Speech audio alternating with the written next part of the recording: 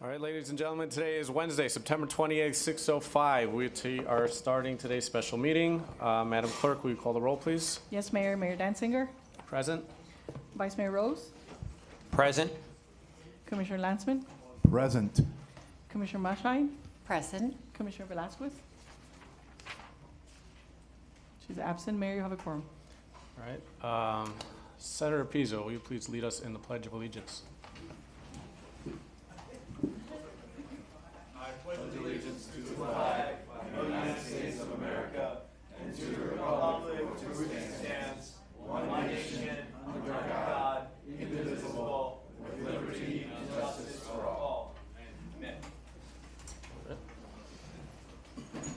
All right, so before we begin, I want to recognize the presence of our state senator, Senator Jason Pizzo, Israeli Consul General Mayor Elbas Starinsky, and Mayor Gabe Groisman of Bell Harbor. Before we move forward, I would like to pass the gavel and make a motion to bring item 2I to the front of the agenda. We have some special guests that are here to speak on the item, and a lot of residents, and time is of the essence on this one. I'll second that. Call the roll. Commissioner Landsman. Yes. Commissioner Mashine. Yes. Commissioner Velasquez. Yes. Vice Mayor Rose. Yes. Mayor Danziger. Yes. Mayor, the motion carries. Thank you.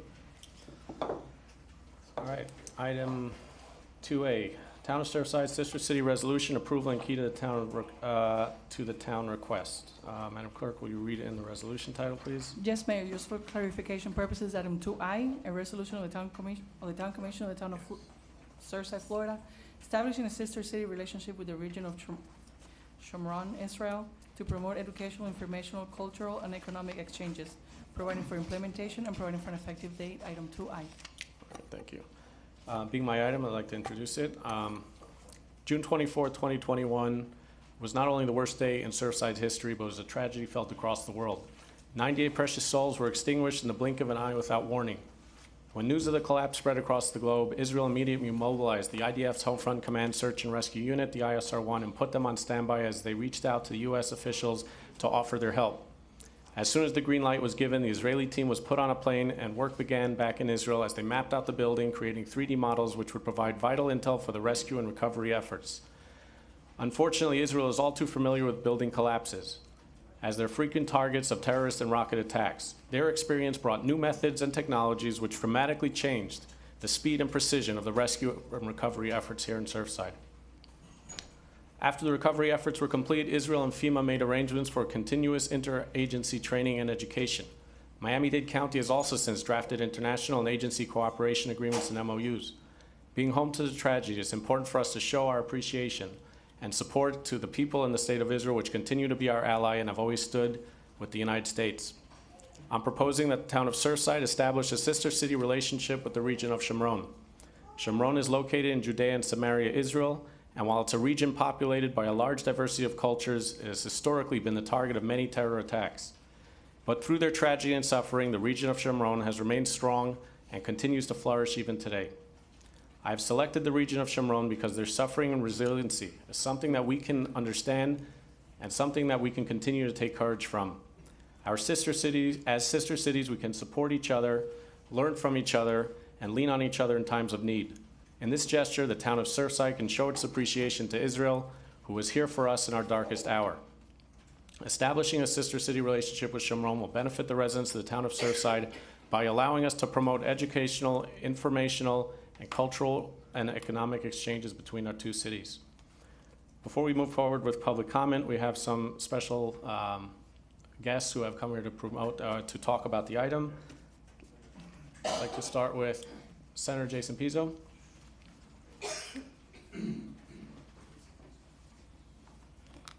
Thank you, Mayor and Vice Mayor and Commissioners. Just briefly, and my most recent trip to Israel confirms the fact that when people are trying to identify who you are and where you're from and what your relationship is to where you serve, Surfside comes out.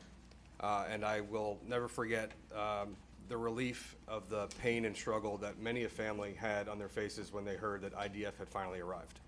And it's just something that sticks with you and should be forever inextricably intertwined. I know there's been some comments, some controversy, some concern about this, and there shouldn't be. There should just be parity.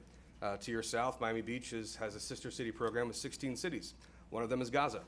To the north, Sunny Isles Beach, where I live, has Netanya, Israel, as a sister city, as well as the beautiful, romantic, charming city of Taormina, Sicily. This is a wonderful thing to do. I fully support it.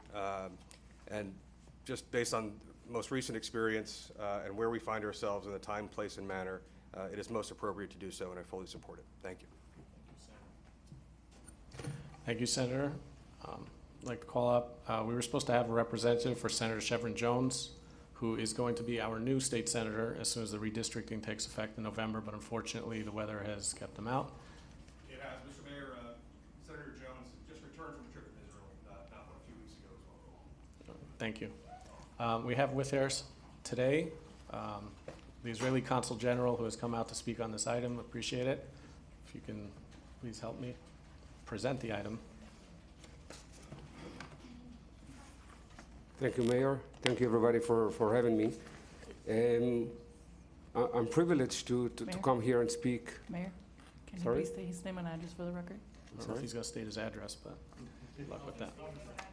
Can you please state your name and address for the My record? address. I'm Maor Elbastarinsky. I'm the Consul General of Israel, and I live in Aventura. You want the exact address, so everybody knows? No? We're good? Good. My security will freak For out. security now. purposes. Yeah, we'll freak out. Thank you, Mayor. Thank you, Commission, dear residents, for having me today. Of course, this is the way I see it. It's an internal Surfside issue, and I will, of course, respect and accept any decision that we may take. But since I'm not deaf nor blind, and I did read and hear a few things in the past couple of days, so I did ask to come and speak on this agenda item. First of all, no disrespect to the people of Surfside, whom I saw in their greatest and darkest hour, but the decision today, whether it's aye or nay, will not have any effect whatsoever on an outcome of a future negotiation of a peace process with the Palestinians, if such a thing ever exists. And my Prime Minister just pledged his commitment just last week at the United Nations to the two-people solution. So any decision to adopt a twin sister or sister city agreement, of course, will not have any effect on such an agreement. Now, the people in Shomron, I don't know how many of you know where Shomron is and what Shomron actually is, but this is as homeland of the Jewish people as homeland can be. This is the cradle of the Jewish people in the land of Israel, and these people over there in Shomron are not only in the front line of the state of Israel, they are rather in the front line of the Jewish people, the way I see it, the way we see it. Now, I do, of course, I know a little bit of international law, and I do know that the Jordan and Samaria are controversial in the eyes of many people, but I do want to urge the Commission, the resident, to take note of the fact that there are more than 100 Palestinian cities or towns that have, or there are more than 100 agreements with sister city agreements with Palestinian cities or towns in this Jordan and Samaria. By the way, including Gaza with Tel Aviv. I'm not sure if anybody is aware of that. So you want to tell me that the Palestinian cities in Jordan, Samaria, and Gaza can have sister city agreements, and a Jewish regional council can't? Now, I'm very, very careful on blaming anybody of being anti-Semitic, because I don't want to trivialize anybody, this whole idea of fighting anti-Semitism. But when you judge certain Israelis or Jews by certain standards that you do not uphold to anybody else or to any other issue, that's anti-Semitic in my view. Now, there are many other controversial areas in the world that still have sister cities agreements. There are sister city agreements with Nagorno-Karabakh. There are sister cities agreements with towns in Kashmir. Only in Florida, there are sister cities agreements, the last that I checked, with 8 cities in China, with 6 cities in Russia. And in the end of the day, when we speak about sister city agreements, and I'm sorry for being so long, we're talking about, not about, in my view, not about a geographical area, but rather on the shared values and common interest, or is it common values and shared interests. And in the end of the day, we're talking about bringing the people closer, the people of Surfside and the people of Israel, bring them closer. And I urge this commission and the resident to accept that and not to voluntarily join the BDS movement, who actually boycotts parts of, or tries to boycott parts of Israel and parts of the Israelis. Thank you very much. Thank you, Council. Mayor Gabe Groisman, would you say a few words? Hey, good evening, everybody. Thank you so much for having me. Gabe Groisman, 191 Bow Bay Drive, Bal Harbor.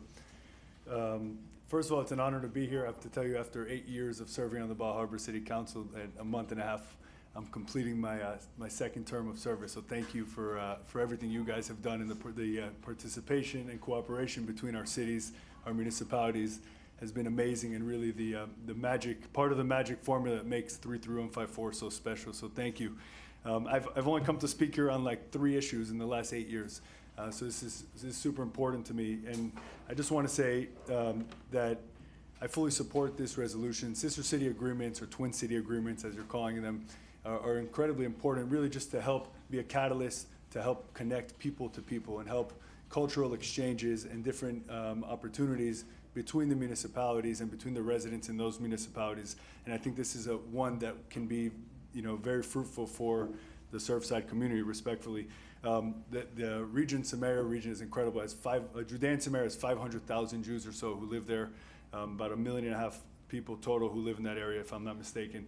It's the home of Ariel University, which has about 14,000 students. 20% of them are Muslim Arabs who study there and live at the university campus, along with the Jewish and Christian students that live there. Believe it or not, this area, despite the controversy you see around it, I've been there many times. My family owns some businesses in the area, in the same region as well. It's actually the area where you see the most coexistence between people of different religions in Israel, despite what the media says. And I think that's actually a message that from our community here, our greater 335 community, it's so nice to see. I respectfully submit my support for the resolution. Thank you, guys. Thank you, Mayor. This evening, we were supposed to have a few parents come out who lost their children in the Champlain Tower South collapse. Unfortunately, the weather has kept them. I have here for the commission letters from our state senators who have supported this initiative. Madam Clerk, if you'll please read them into the record.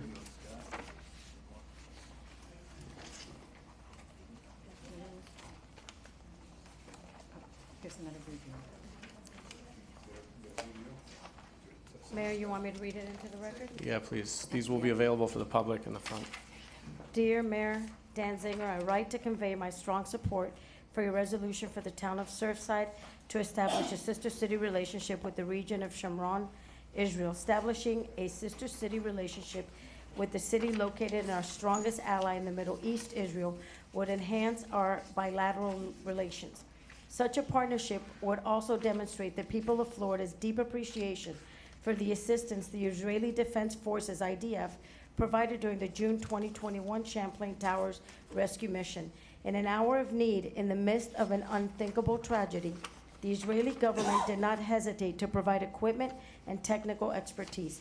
81 of the 98 victims recovered from the Champlain Tower South collapse were found with the assistance of the IDF search and rescue team, commanded by Colonel Golan Vach. Establishing a sister city relationship with Shomron in the heart of Israel's Judea and Samaria region will mean that Surfside can further benefit from Israelis' diverse economic and educational experiences. Thank you for your efforts to promote closer cooperation between the state of Florida and the state of Israel. Sincerely, U.S. Senator Marco Rubio. The next letter is from United States Senator Rick Scott. Dear Mayor Danziger, I write in support of your resolution for the town of Surfside to launch a sister city agreement with the region of Shamron, Israel. Establishing a sister city relationship with the region of Shamron will strengthen the partnership between the United States and Israel. The special relationship between the United States and Israel has brought our nations and people closer and provided strategic national security advantages for both. Following the unimaginable tragedy with the sudden collapse of Champlain Tower South, the Surfside community experienced steadfast support and aid from Israel. Creating a sister city will display the unwavering gratitude of the American people for the assistance provided by Israel. Thank you for your efforts to reaffirm the United States' support for our ally in the Middle East, Israel. I look forward to continuing our work together to advance the U.S.-Israel relationship. Sincerely, United States Senator Rick Scott. Thank you, Madam Clerk. This time I'm going to open it up to public comment. We have Jeffrey Platt.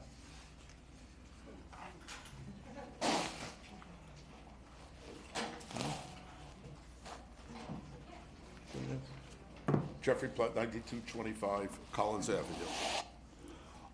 While I agree that Surfside probably would be okay having a sister city somewhere in Israel, I'm okay with that.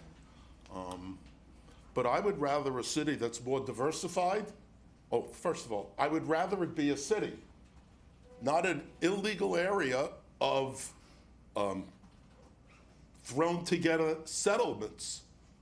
There's no city there.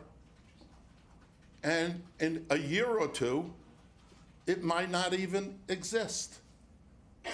And we're going to have the sister city that doesn't exist. Because when and if there's a two-state solution to this disgusting problem in Israel, this apartheid, land of the Jewish, it's like saying the United States is the land of the Christian. You can't do that. Israel's not the land of the Jewish. It's the land of many religions. It's the land of many cultures, just like the United States is the land of many cultures. You have to treat it like such. This area is not diversified. They don't recognize the other cultures that live in the area, and it's not even a city. You can do what you want. I'm sure you're going to do what you want because, that's the way it is in this town. Thank you, Darth Vader. Eliana Salzauer.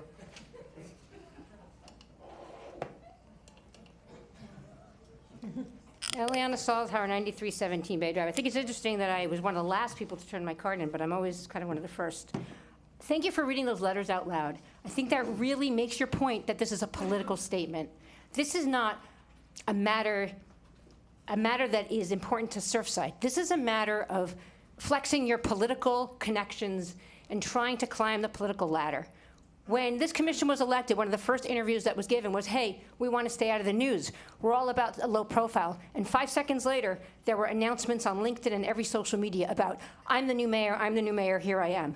Then going to all of that, then leveraging that position to go to all of these political functions. And then leveraging that permission further to hobnob with people that maybe you would consider to be leaders of other areas of the world even. I was in office during the tragic collapse. I was on the ground every day. I was in the thick of it. And I can tell you right now that a lot of people worked really hard on that, especially Miami-Dade Rescue. And do you know that Miami-Dade Rescue has a leader that's of Palestinian-American descent? Do you realize that he gave his blood and sweat every day, 24 hours a day for months? And you want to go and deliver this political favor so that Rick Scott and Marco Rubio and someone else will shake your hand and invite you to a dinner? This is pandering, pure and simple. Surfside Commission was elected to serve the community of Surfside. You have a million items on this agenda, and then you threw in, hey, we'd like to throw our support behind the settlements of Israel. Not related, not relevant. Forget about I'm not going to go into the merits of it. because that's something that's completely not for the scope of this commission to decide. I would ask you to oppose this based on the fact that you don't have a jurisdiction here. This is out of your scope. If this commission had brought in something to stand behind some other country or some other issue, you would have been screaming your bloody murder. Oh, stick with Surfside. And we tried to do that. That was the complaints, that we were wasting our time, right? The commission prior to our commission was wasting their time with international matters. I can't see anything that's a bigger waste of time than this. Thanks. Thank you, Mrs. Salzauer. Judy Martinez?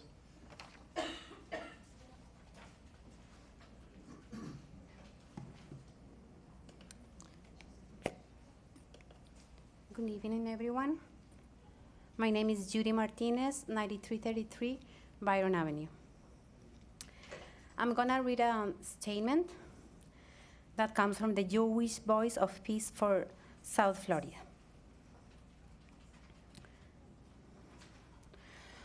On behalf of the South Florida chapter of Jewish Voice for Peace, we are writing to object to the mayor's proposal of naming a sister city in a West Bank settlement. We are a group, one second. We are a group of Jewish residents and allies living in South Florida. Our Jewish values call us to understand for peace and justice for all people, including Palestinians. The settlement enterprise in the West Bank is recognized as illegal under international law. Settler violence continues to displace Palestinians from their homes and injure Palestinian children and families. As Jews committed to justice, settlements contradict our core values of caring for one another. The town of Surfside should not partner with settlements which are widely recognized as an illegal enterprise. As your neighbors and friends, we ask that you reject this proposal. Lily Oster. Also, I would like you guys to know that I love all my neighbors here. We coexist, no matter, this is not about religion, right? So you guys have been celebrating the holidays this week, and I've been very lucky to be able to help my neighbors to turn on the light, turn off the light when you were not able to do it. I love you all, and I want peace in this town. Thank you. Thank you. Diana Glez?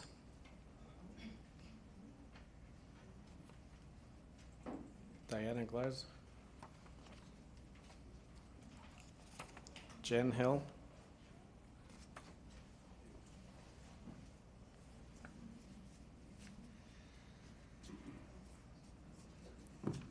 Hi, Jennifer Hill, 9172 Dickens Avenue. I wanted to say that I think this is one of the most cynical moves I've ever heard of, to take advantage of the authentic suffering of the families who lost people in Champlain Towers, to distort that in order to create a sister city relationship with people who have displaced others from their homes is so cynical. It's makes me almost not able to breathe. It's the exact opposite of the kind of move we ought to be making to respect those families. You all have heard that the West Bank settlements are not legal under international law. International humanitarian law, in fact, specifically prohibits occupying powers from putting people, civilian populations, in place in occupied territories. Moreover, the Palestinians who are living in these areas of exclusive control by Israel are subjected to substandard conditions, to discriminatory laws, and to disenfranchisement. This is not any garden of peace and coexistence. There's explicitly different laws for Palestinians, including prohibiting separate planning bodies that prohibit Palestinians from constructing homes. So we're trying to honor people who lost their homes by becoming sister cities with people who prevent folks from having safe homes. That is not right. Also, international law specifically prohibits Israeli settlers who are in these occupied territories from benefiting from their discriminatory treatment and violating the rights of Palestinians in those occupied territories. Instead of respecting that international law and preventing these settlers from benefiting from their discrimination, we are condoning that discrimination by this move. The mayor has stated to many people that opposition to this proposal is intrinsically anti-Israel or anti-Semitic. That's offensive. It's not accurate as a matter of historical record. On the contrary, doing anything less than demanding that Israel fully respect the human rights of Palestinians is a disservice to Israel and a disservice to the Jewish community everywhere around the world. Similarly, Yossi Dagan has been involved in masterminding a terror campaign against Palestinians in the occupied territories. The Shomron Regional Council Ma'am, has paid thank you people- very much. Has paid, I'll finish the sentence and then I'll quit, has paid people to engage in vandalism and acts of violence against Palestinians. So, again, That's your our sentence. Thank you, ma'am. diverse Ma'am, community. excuse me. Mayor, can we please finish, let her finish? I'm sorry, no. The- Allowed, Our diverse community should be Excuse- standing up for human rights around the world. Mr. Speaker, I'm going to ask you to please stop. Your time is up. It To do doesn't anything matter. less Everybody is gets the same time. disrespectful and They were presenting the unacceptable. item for me. It's very different. If you support Commissioner, human you're out of rights, order. there's no principled position on this but Ma'am, to please reject have a this seat. resolution. Ma'am, please have a seat. Thank you. Diana Gonzalez.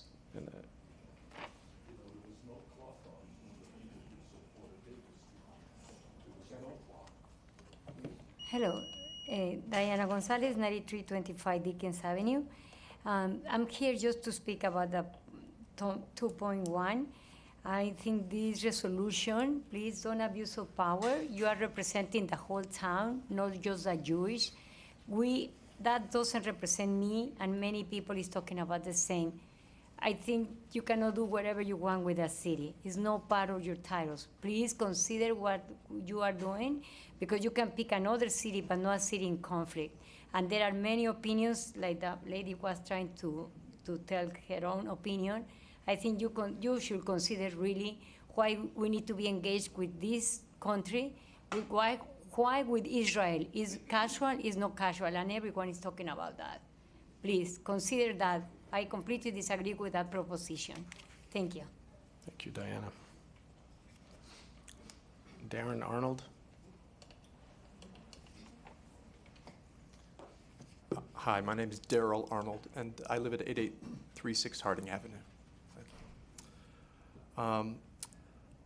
I came today to urge the commissioners to vote against this proposal of the mayor, and I think there are numerous good reasons to do so. The settlement policy has been condemned by groups like Amnesty International, Human Rights Watch. It's been condemned in numerous UN resolutions. The traditional policy of the United States has been against the settlements and for Israel. Now, I wrote the mayor a letter indicating my opposition to this, and his response to me was to basically call me anti-Semitic. That's basically disingenuous, because the mayor knows full well that there are many in Israel who oppose the settlements. There are many in the United States who are Jewish who oppose the settlements. It's insulting, and it's demagogic, to be honest with you. So I would like you to think about what the symbolism of this is. It's one thing to symbolize standing with the state of Israel. Most people here would probably be very supportive of that. But it's another thing to be supportive of the most egregious policies of the radical conservatives in Israel who are breaking international law. This is a policy, this is a statement that you're not supporting Israel, but you're supporting these egregious policies that breach international law. I'd urge you not to do that. Thank you for your time. Thank you, Daryl.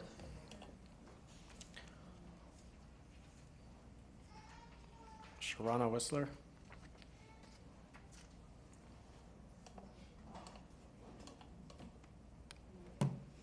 Sharona Whistler, Hollywood, Florida. I'm the executive director for the Florida region of the Zionist Organization of America.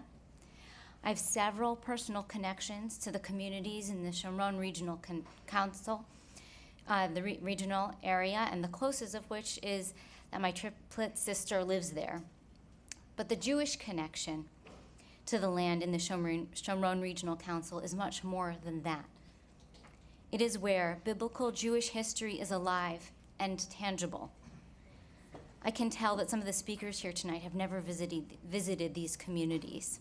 They have never met the people who live there, and that build businesses and are trying to raise their families there.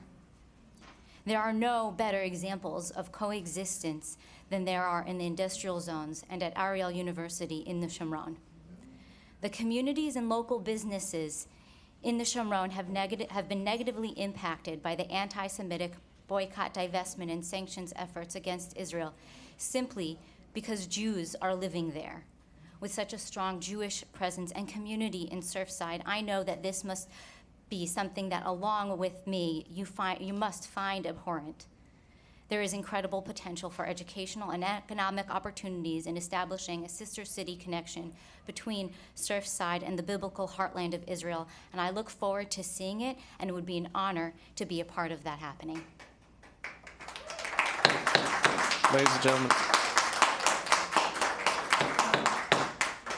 Ladies and gentlemen, I'm going to ask, according to our town code, if you can please refrain from clapping.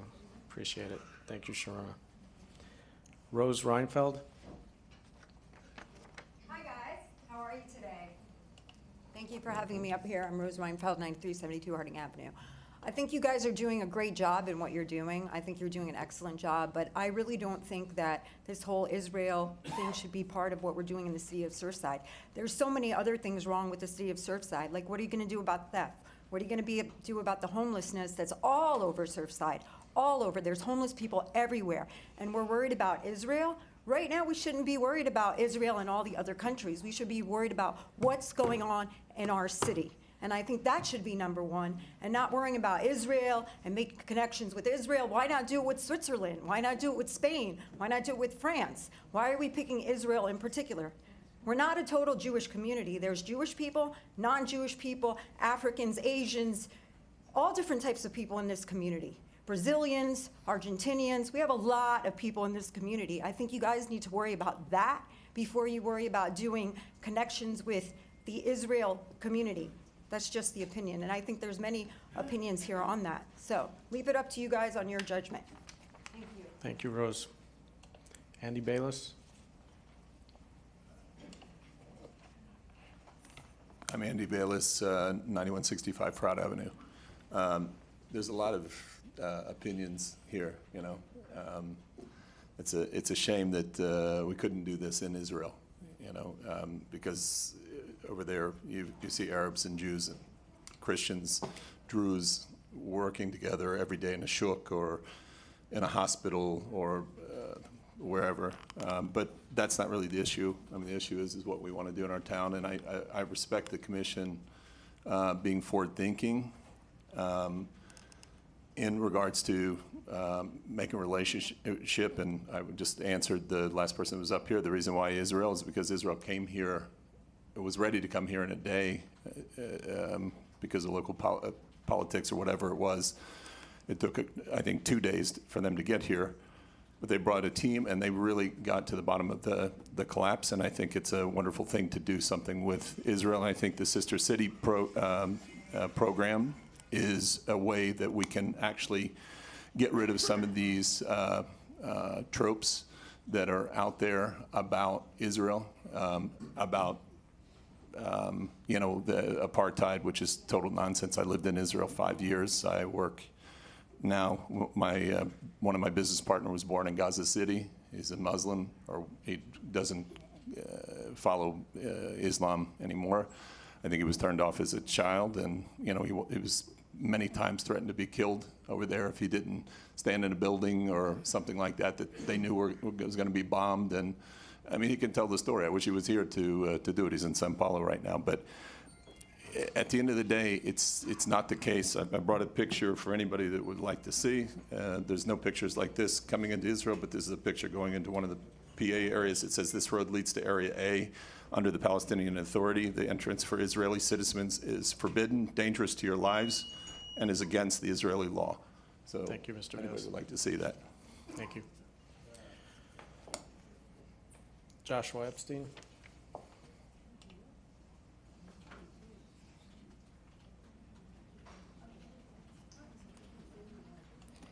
Joshua Epstein, 9317 Bay Drive.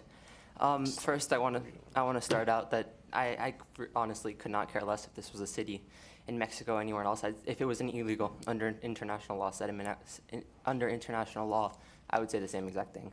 I'm fully supportive of the state of Israel. My grandfather fought in the Israeli army as a tank commander. I am a quarter Israeli. I think the fact that Israel sent their people here is a great thing. And there's 77 municipalities in Israel, 4 of which are in the West Bank. And those 4 are the ones that are illegal under international law. At the end of the day, for me, this just comes down to what I think residents put you up here to do. And grandstanding is really not one of them. I think there's so many issues that are facing this town. And we come out here today, either way, are the residents benefiting? And the answer to me is no either way. I think they're suffering more if we go forward with this because this is time wasted, time that's not being spent on items and issues that directly impact the town of Surfside. If you guys really would like to go forward with the sister city, I recommend one of the other 73 that are legal under international law, that don't take a stance on an issue that has split the world apart for a long time. And let's stick to not being the United Nations. Let's stick to not being the United States federal government. I just think this is just screams of ego and political motivation rather than actually trying to do the right thing. I think this just gets people's attention, the higher-ups' attentions, when that's not what we should be trying to do, and this does not get their attention in the way that we really want it to. Let's let the federal government, the United Nations, pick what they want to call legal and illegal under international law, and let's pick one of the 73 settlements if we really want to, or one of the 73 municipalities within Israel to go forward with a sister city proposal. Let's not waste time, focus on the issues that the residents care about, get back on track to issues that residents will impact their lives. This won't. Thank you. Thank you, Joshua. Sarah Jacobs.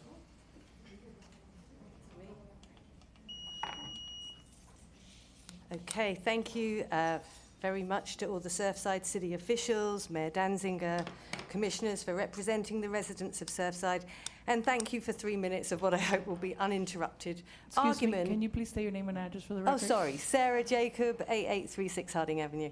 Of what will be an uninterrupted argument against the recent sister city proposal. I've been a resident here since 1998. And I do applaud you, Mayor Danziger, for taking steps to honour the victims of the Champlain Towers, which collapsed in 2021, and to show Surfside's gratitude to those who helped in that recovery process. This is a measure I'm sure that all Surfside residents would agree upon.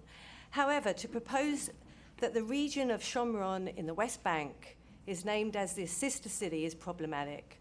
And that's because it does not merely show Surfside support for the state of Israel, which I'm certain, as others have expressed, that most Surfside, or all Surfside residents would overwhelmingly support. But it concurrently condones many human rights violations, recognized as such by the United Nations and international law, as has already been expressed, in what continues to be a highly contested geographic region. As a case in point, today a CNN headline reads, 4 Palestinians were killed, dozens wounded in one of this year's deadliest Israeli West Bank raids. Because I have seen firsthand that any complaint about the proposed affiliation of Surfside with Shomron in the West Bank inspires accusations of anti-Semitism, I must make mention, though it should hold no bearing, that I am a Sephardic Jew. I hope that this clears any doubts that you may have about my personal philosophical and ideological view. The residents of the Champlain Towers who perished last year constituted a diverse group of people, can I finish my sentence, heralding from diverse geographic regions. And I have so much more good stuff, but I guess I'm going to have to go. Okay, thank you. Appreciate it. Ben Jacobson.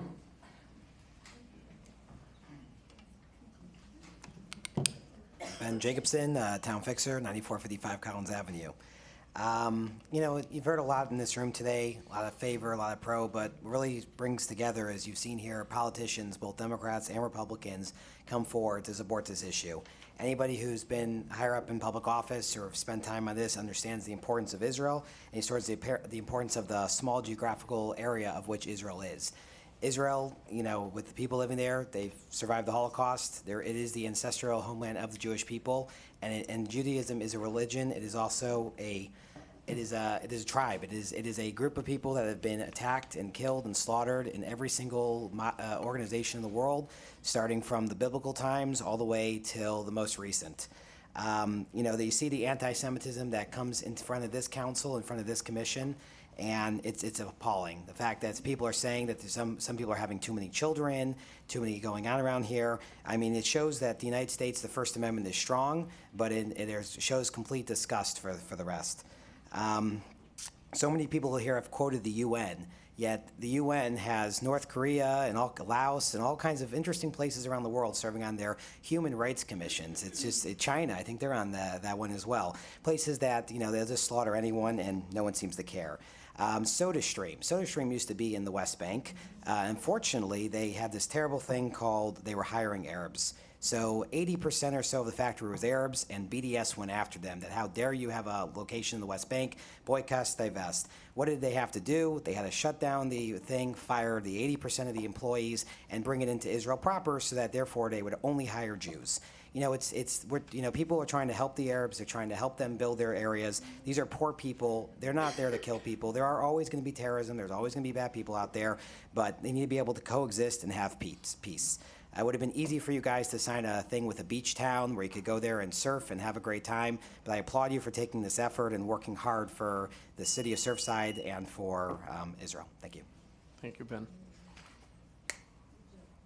Charlotte Al-Salahi.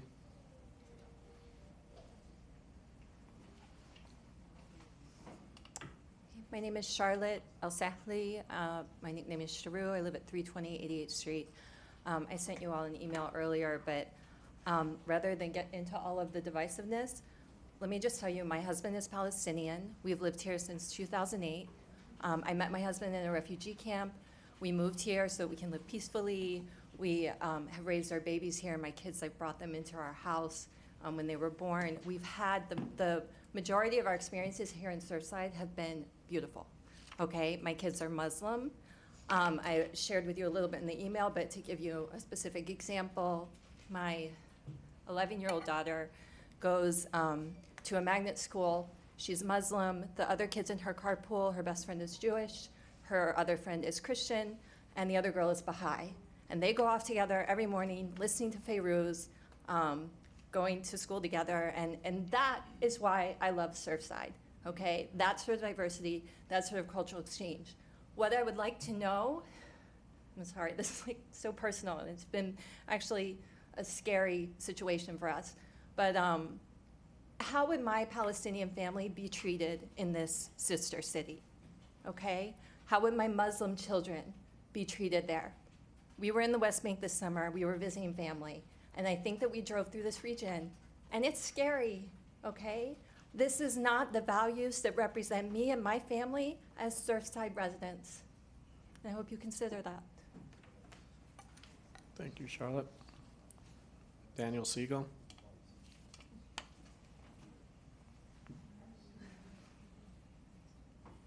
Daniel.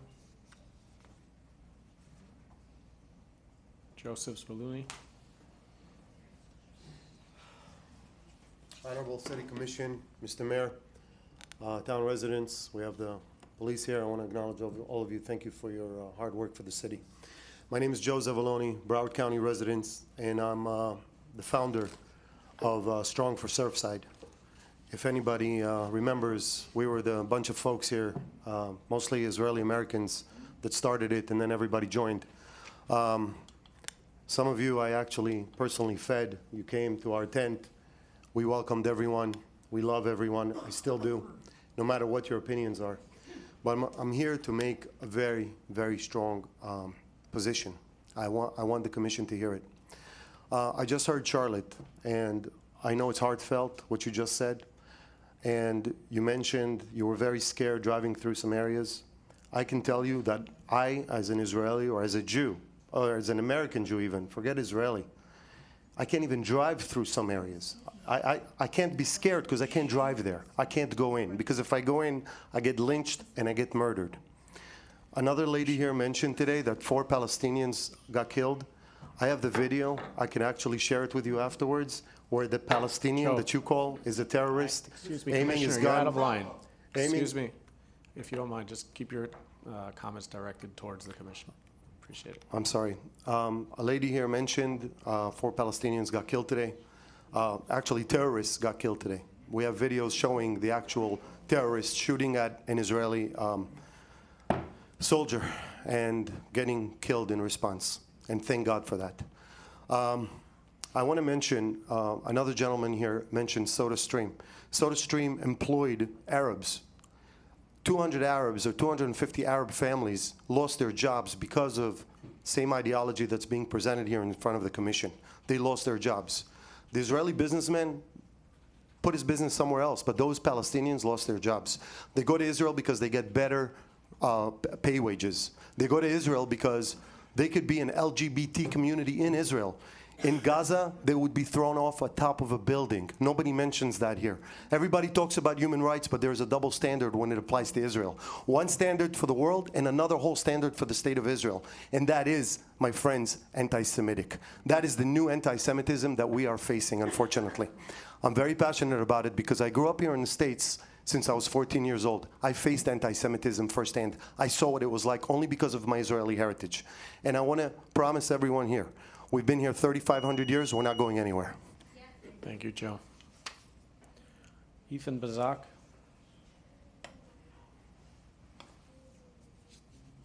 Ethan. Evie Stieglitz.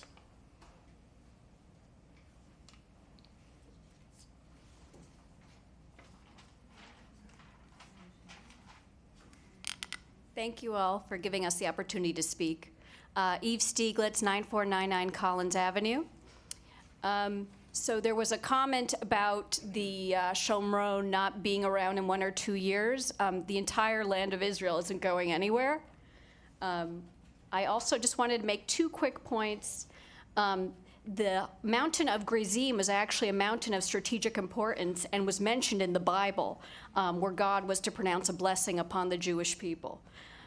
So this is very important ancestral land and important equity for us. But speaking here honestly, more pragmatically as a businesswoman, the Shomron region is Israel's largest wine region, composed of the coastal areas south of the port of Haifa, including the Sharon Plain, Mount Carmel, and Ramat Menashe.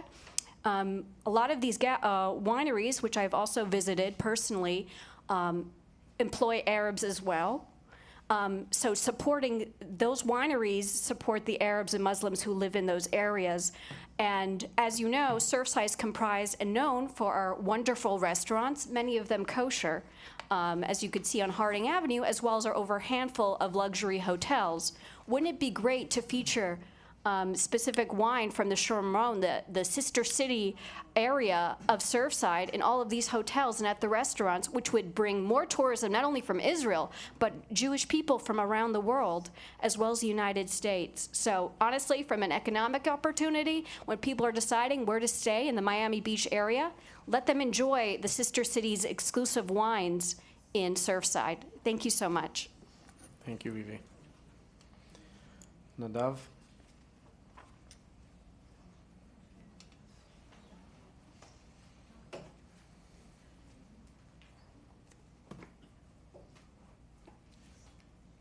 Hi, everybody. My name is Nadav Alkobi. My address is 9248 Collins Avenue, zip code 33154. The last time I had the opportunity to address this council was for passing the IRA definition, right? It defines what anti-Semitism is. Let's take an opportunity to thank you for that. When issues are most complicated, this is when dialogue becomes a necessity. And I think no matter what the vote may be today, the ability to have a conversation as a community is something to be proud of. This is a deeply emotional issue for all of us. I can speak about my family. My aunt was murdered in a bus bomb in 1994 in Tel Aviv. This wasn't in Judea and Samaria. This was in Tel Aviv, where people would be like, you know what? It's okay we become a sister city with Tel Aviv. It's part of Israel. But because she was Jewish, because she wanted to live and go to school, she was murdered. For me, this conversation is also personal, because my grandfather was one of the people that founded the city of Ariel. I stand here proudly knowing that my grandfather stood shoulder to shoulder with Shimon Peres, who is a man of peace, who wanted to give peace to the people in the region and gave different peace solutions. Since 1948, 1967, the Arabs and the Palestinians says no to peace, no to recognition, and no to negotiation. But guess what? Today is changing with the Abraham Accords, right? With the Morocco, UAE. Things are happening today, which is something we should be proud about. The Surfside City Council, the town of Surfside, has the opportunity to build a future with Israel, build a future with all the Jewish people, and not just the Jewish people, but the minorities. The people of Israel includes Baha'i, Christians, even Druze, Ahmadiyya, which are Muslims. The Ahmadiyya community, it's the safest place for them to be in Israel than anywhere in the region. We have a chance to stand with the facts. If you repeat a lie too many times, it becomes the truth. You have the chance to speak about what the truth is. Before 1967, it wasn't the Palestinians that had control over the territory, it was Jordan. Israel was able to liberate Jerusalem. I'm here with my heart beating out of my chest right now. But my heart's in Jerusalem with the people of Israel, and I ask for you to do the same. Please support this bill, and please speak for the truth. Thank you for your time, and thank you for your service to the city of Surfside. Thank you. Thank you, Nadav. Shaked? Put you on the spot.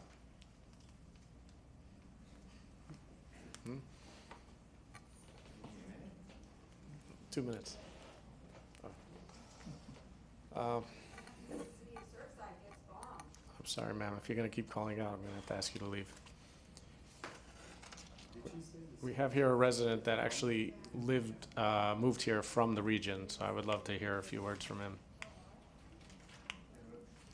Pressure's on.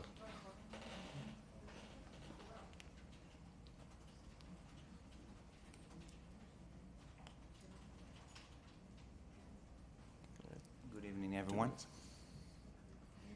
If you state your name and address for the record, please. Sure. My name is Shaked Rogovsky. I moved to Surfside a month ago. We're living in 89th and Abbott Avenue. I will apologize for my broken English. Born in Israel and raised there my whole life.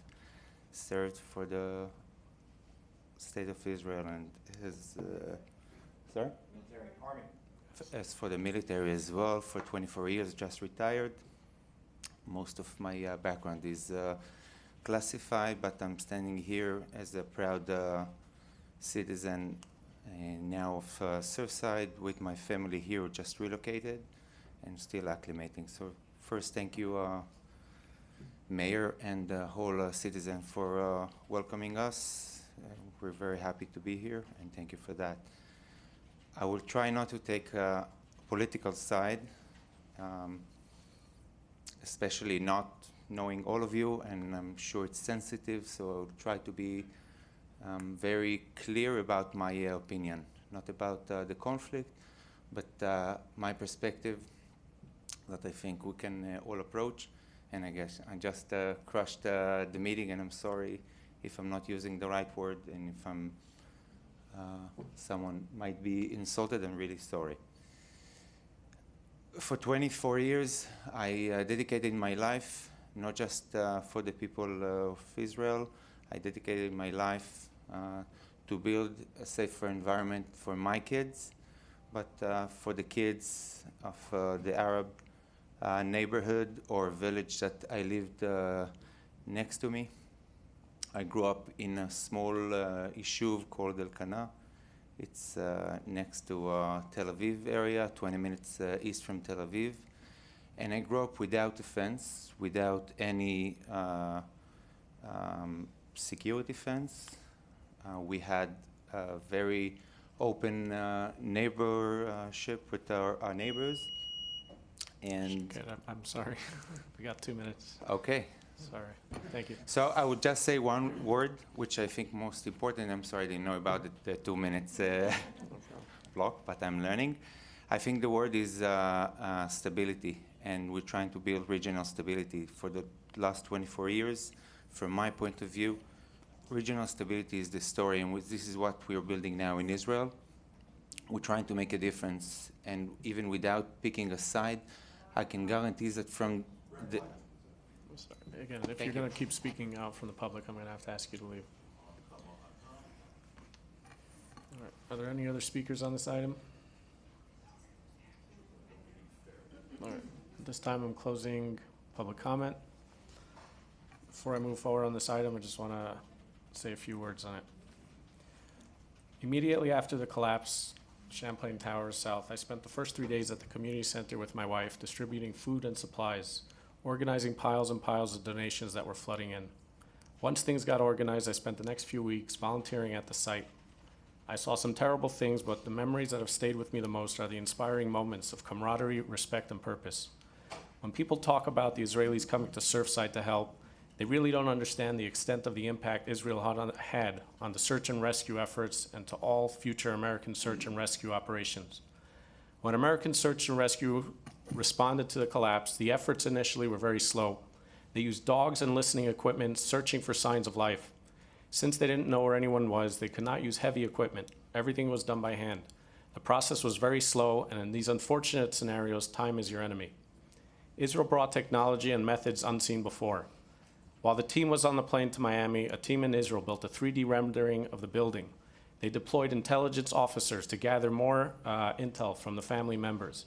They found out details such as one unit's AC wasn't working, so the occupants went to sleep next door, or a child wasn't feeling well and was sleeping in the parent's bedroom, or a family member who saw a light turn on in the video moments before the collapse, which put the family member in a different room. All this information allowed the units back in Israel to accurately place each victim into the 3D rendering.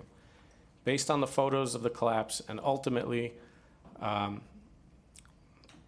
software was able to recreate the collapse and ultimately showed where each apartment and each victim had ended up. This information was relayed back to the IDF rescue team and was even uploaded to an augmented reality program, which allowed them to look through the pile through a phone or a tablet and see where the missing people would be located. This allowed for heavy equipment to be used quickly to get to the areas where the missing would be, at which point the search and rescue continued more delicately. This dramatically cut the time of the rescue and recovery operations. This is not Israeli propaganda. This is information that was shared to me by one of the USAR K-9 handlers. 5 months after the Surfside collapse, FEMA was sending their USAR teams to Israel to train on this new technology and methods. Contrary to what a few have said here tonight, this region is not controversial. The international community is quick to say this region is an illegal settlement. But remember, this is the same international community who failed to condemn the nations, who fired thousands of rockets into residential neighborhoods in Israel, but is quick to condemn Israel for trying to defend itself. Fortunately, we live in the United States of America. In 2019, the U.S. issued a decision stating that the Jewish communities in Judea and Samaria are not inherently illegal. Jews have an historic and legal right to live in their ancestral homeland, which includes Judea and Samaria. This has support from our U.S. senators, our governor, and our state senators, Republicans, Democrat. And most importantly, it has the support of the families of the 98 precious souls who lost their lives that night. Sister cities are not meant to be political. Gainesville, Jacksonville, and St. Petersburg have sister city agreements with cities in Russia. Many of other U.S. cities have agreements with China. Los Angeles has one with Tehran. I have here a list.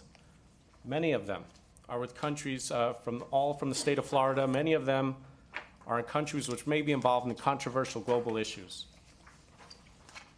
This is to say that sister agreements are not to demonstrate political support or objections, but rather to serve as bridges, to build bridges with the residents. They are based on shared values and serve to bring people closer together.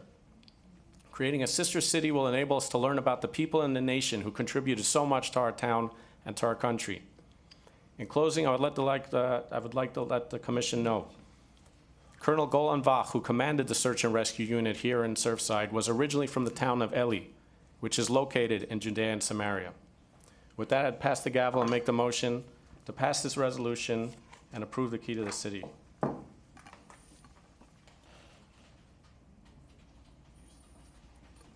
A second. We'll now open it for discussion among the commissioners. Commissioner Velasquez? Can I talk left?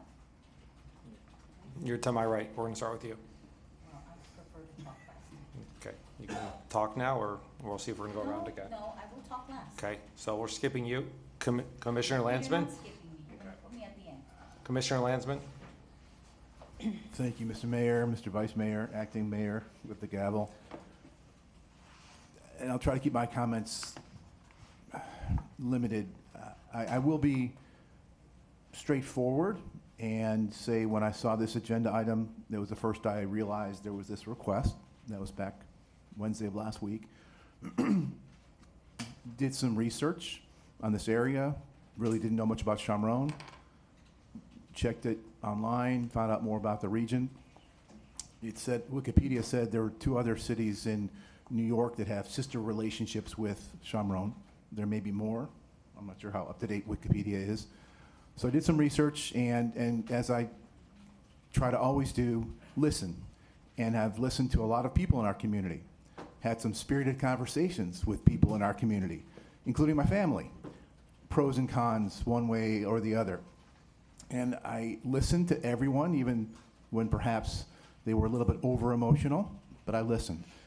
Calls, texts, emails, and one thing I do is try to keep tabs of pros, those that support or don't support an issue, just so I have some idea where things lie, not just people that are here speaking, but people that email me or text me or phone me. And just from a data perspective, just in the last couple of days, there's been 60 people supporting this, 20 not supporting it.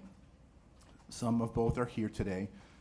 Just since the meeting started, I've got another 50 plus emails from residents. I suspect most of them are supporting this. And I just share that with you because I listen and I try to learn and make an intelligent, thoughtful decision. I do recognize the political differences and respect the opinions that each of you might have one way or the other. We are here in a difficult situation because we have to make a decision one way or the other, and some people will not be happy with that decision. I respect that, and I'm okay with that. One thing I do want to bring to the attention of the community is this sister city relationship is not a one and done. You don't have one and you can't have any more. You can have many relationships with cities across the globe. So I encourage anyone here listening at home, if you're truly interested in having another relationship with another city, let me know. Call me, text me, tell me. And give me an idea why you have this interest in this city, whether it be in Europe, in China, in wherever it might be. We can have more of these relationships with people around the globe, and this should be a positive experience. It's a symbolic relationship with another area. Could we have chosen another one to start with? Perhaps. Our mayor chose this one. We're here to decide on this one. But again, if you have sincere interest in other communities, let me know, and let me bring them to the attention of the commission. But I want to know why you want that relationship. What does it mean to you? Is it family? Is it geographic? Is it beauty? What, architecture? What is it that really makes you want to have that other community in that relationship with Surfside? Because yes, Surfside is special, but we can have many relationships, and this will help us grow and expand as a community. So thank you for your input and your thoughts, both, again, email, text, and here in person. Thank you. Commissioner Marshall? Yes, I recognize the opinions of those who speak for and against it, this item, and I appreciate everyone's opinion. As Commissioner Lansman mentioned, I have received several emails and had several conversations as well for and against this item. But I do believe that this community of Shamron came to our assistance from a great distance at a time when we really needed it. And this item has also been supported across the board, across the political spectrum as well. And as, again, Commissioner Lansman mentioned, we can have more than one sister city. So I am inclined to start with Shamron. Thank you. Commissioner Velasquez, would you like to speak? Okay. Well, I want to thank the Israeli government for helping us on that very terrible day. I was there, and it was a moment that we do not want to ever live again in our beautiful town of Surfside or anywhere in the world.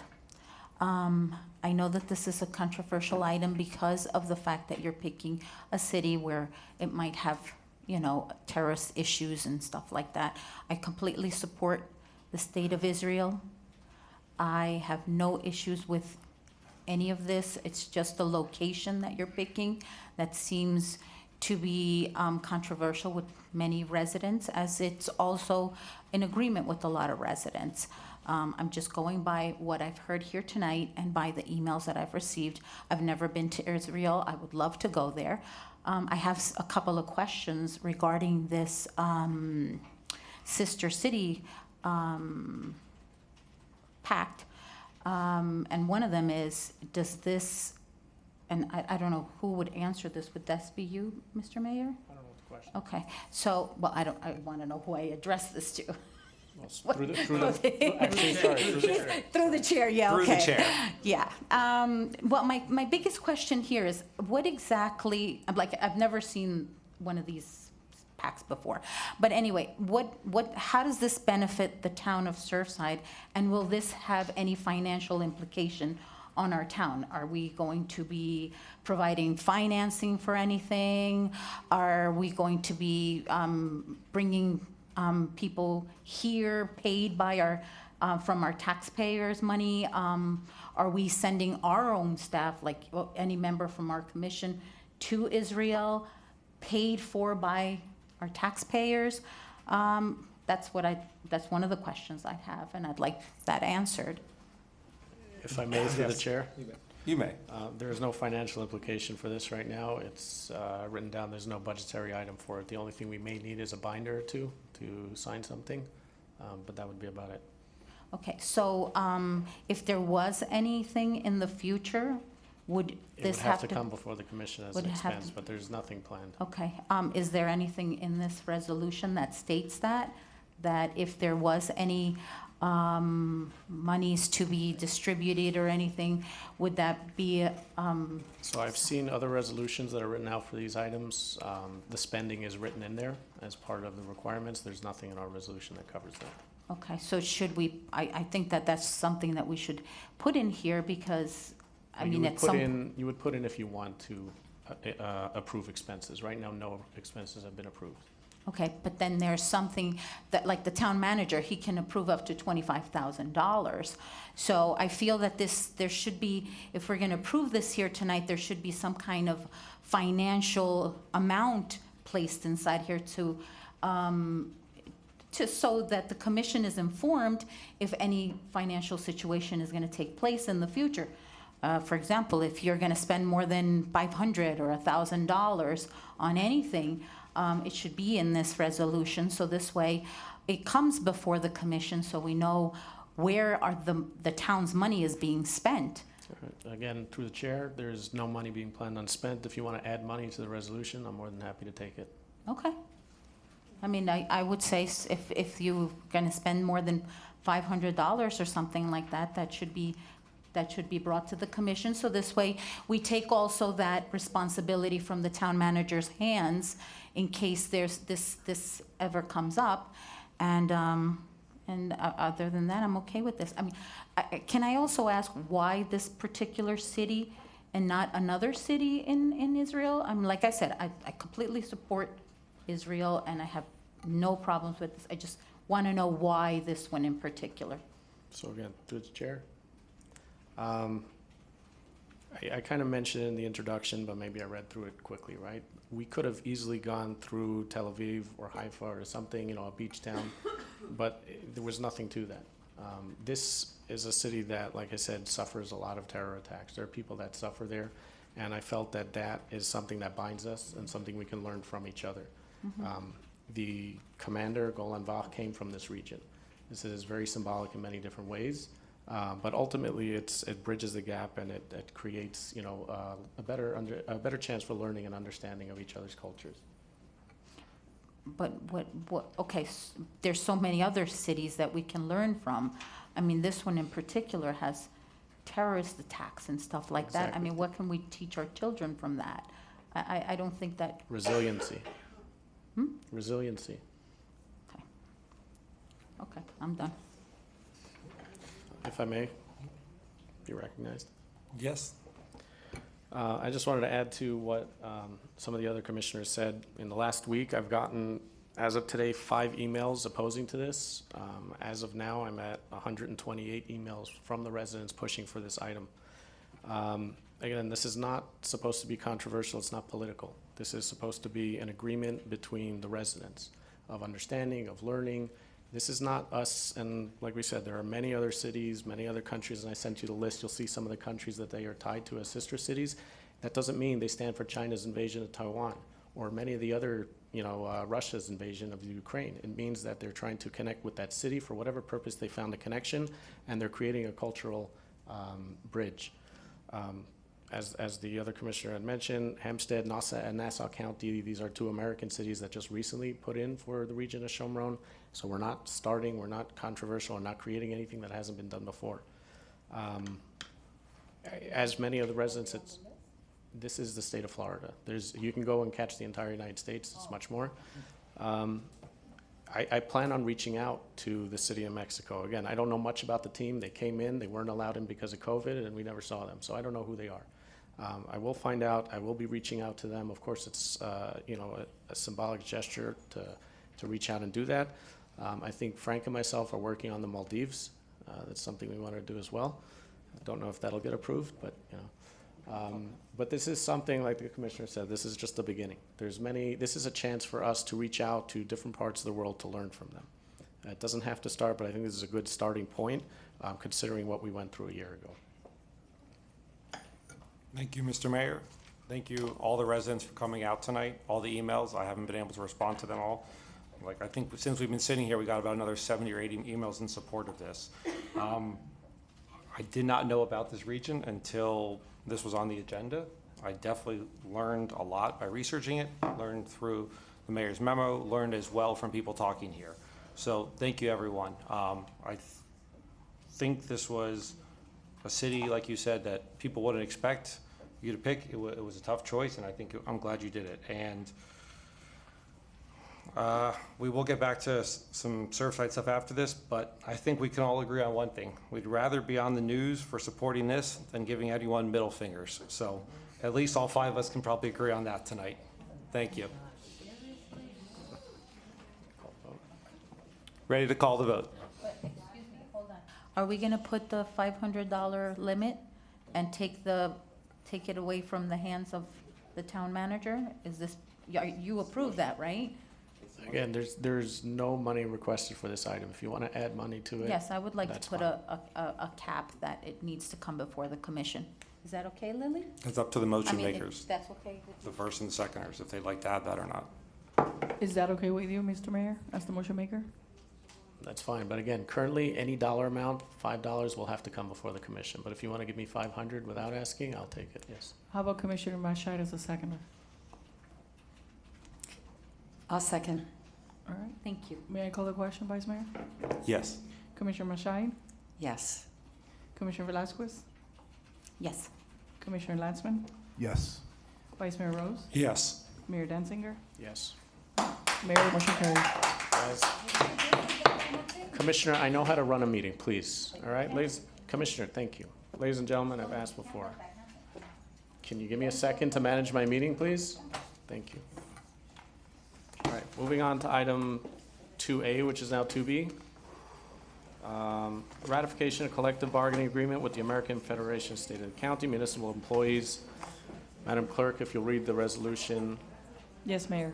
A resolution of the Town Commission of the Town of Surfside, Florida, providing for ratification of the collective bargaining agreement between AFME, Florida Council 79, American Federation of State, County, and Municipal Employees, AFL-CIO, and the Town of Surfside in effect from October 1st, 2022 through September 30th, 2025. Authorizing the town manager to sign the collective bargaining agreement on behalf of the town, authorizing the town manager to take all actions necessary to implement the collective bargaining agreement and providing for an effective date. All right, before we begin the item, I'm going to open up, being that this is discussion, I'm going to open up all the items for public comment right now. I'll move it up to 3 minutes. Mr. George Kouslis, item 2E, you wanted to speak to? This is for all of them, so I'll let it all out. Moving the clock up to 3 minutes. George Kouslis, 9225 Collins Avenue. So we're talking about, I'll take them all at once, 2E, F, and G. They're kind of related. So when it comes to the signs, I think you want to approach the sign beautification thing. Beautification of the town is important, but you want to kind of consider this a little bit more comprehensively and think about it. And the designs that were in there, I wasn't particularly thrilled with in the packet. But I think you also want to just think about the image. Sprucing up the street signs can do a lot, but I think you really want to think a little bit harder before you pull the trigger on this and come up with a slightly more comprehensive thing. Same thing on the walkability part. There are a lot of Band-Aids that can be applied here and tried, and there's some pretty significant dollar figures attached to what may just be a real-world test or study. And I'm not convinced yet that we really know what we want to do in that area. So again, think harder. I'm usually not one to want to overstudy things because it yields to going nowhere, but these all may just be a little bit too quick and hasty. Oh, and so finally, is it on? Yeah, it's on. The one on the hedges, which is kind of related, but there's this controversy about the hedges, and you really need to think about, finally, what do our streets look like? What do you want them to look like? And this all ties together. So you have half the population that built something, put their hedges in years ago, and they're treated one way, and people now are putting something in recently, and they get hit by the code compliance. So, but this keeps coming back. Fences, no fences, hedges, 2 feet tall, 3 feet tall, 6 feet tall. And I don't think you want to overdo it, but you also want to think again, what does the street look like, the public realm of the street? Because it's basically a 50-wide right-of-way that you could do anything with as a town. Doesn't have to be all asphalt. Figure it out. But you got to think through the problem, not just apply little quick fixes here and there. And also on the Pelican Harbor, a great idea. Please continue that effort, and getting something there at the community center would be excellent. Thank you. Thanks. Think you had something on walkability? No. Huh? Didn't I address? No, we're doing all the others. Didn't I address walkability? You did? I thought it was just the signs. Okay. No, the signs and then the one-way business. Yeah. Thanks, George. Hannah Citron?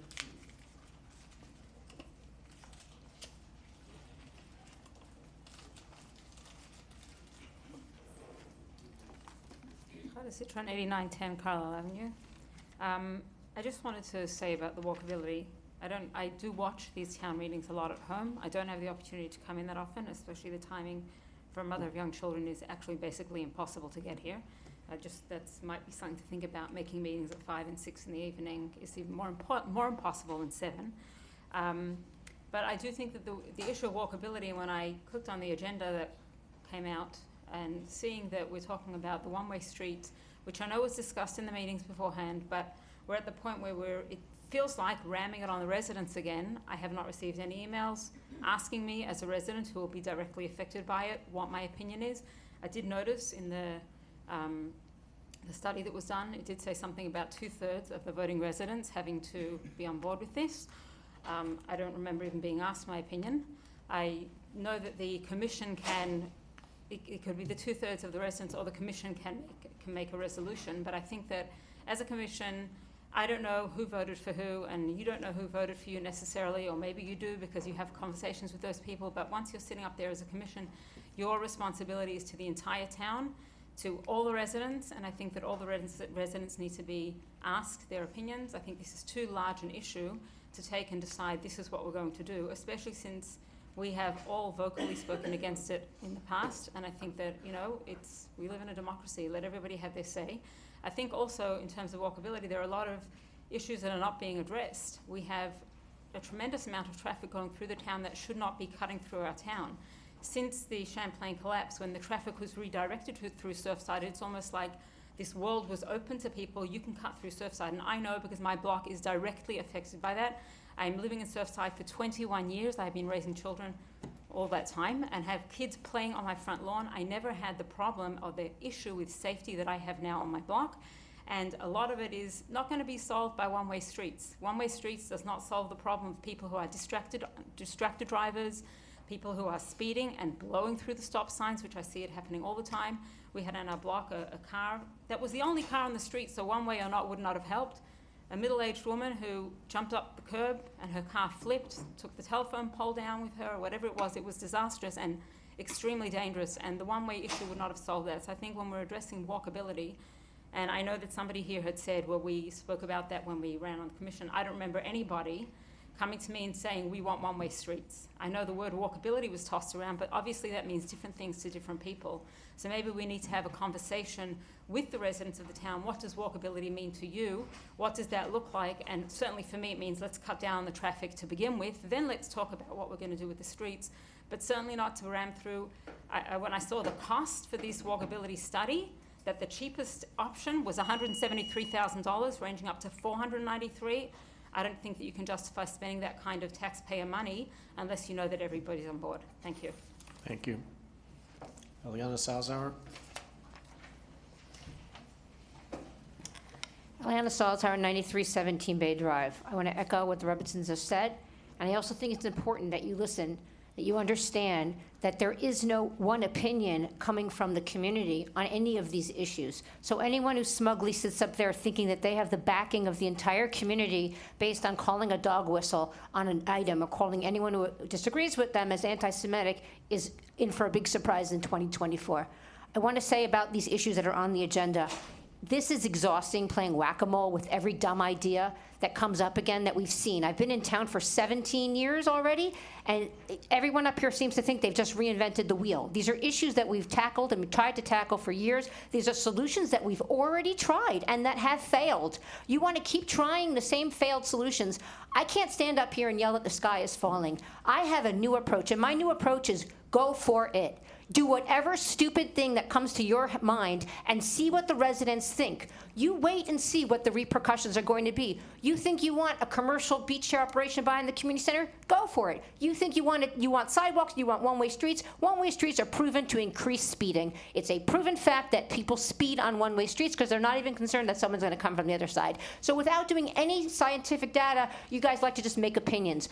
Go for it. Residents have eyes. They see the effects already of the changes you have made so far. They see the leaf blowers. They see the changes in the beach chair ordinance. They will see you're going to waste their money on beautifying signs on the streets, putting lipstick on a pig while the streets are flooded. While people right now are dealing with their flooded garages, you're going to sit here and talk about street signs and making it look like Disneyland? I mean, what are we trying to do here? We are a community, a diverse community.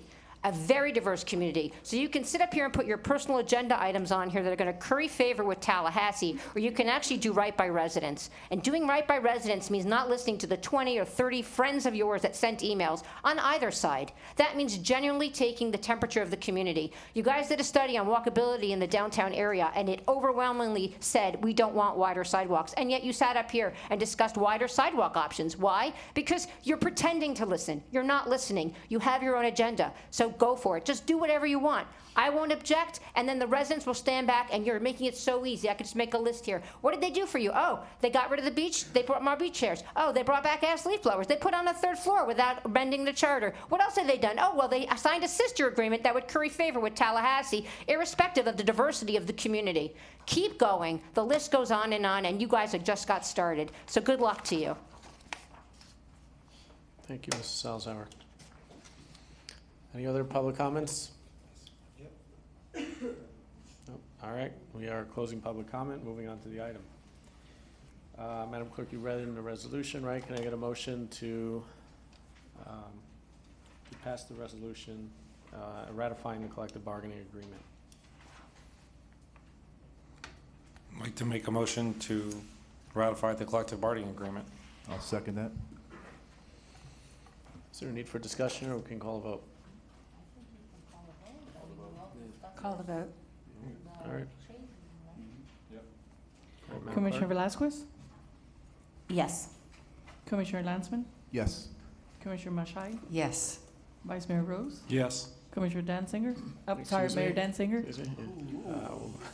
Sorry. Yes. Mayor, the motion carries. All right, thank you. Moving on to item 2B, Town Manager's Report. Mr. Manager.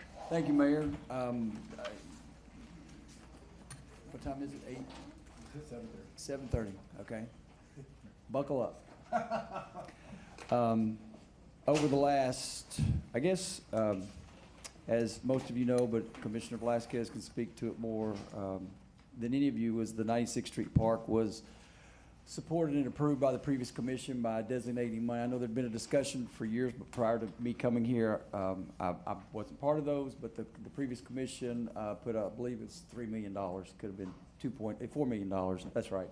$4 million for this project, so that to get it going. We've been working on this project since it's been about a year now, a little over a year, about a year and a half.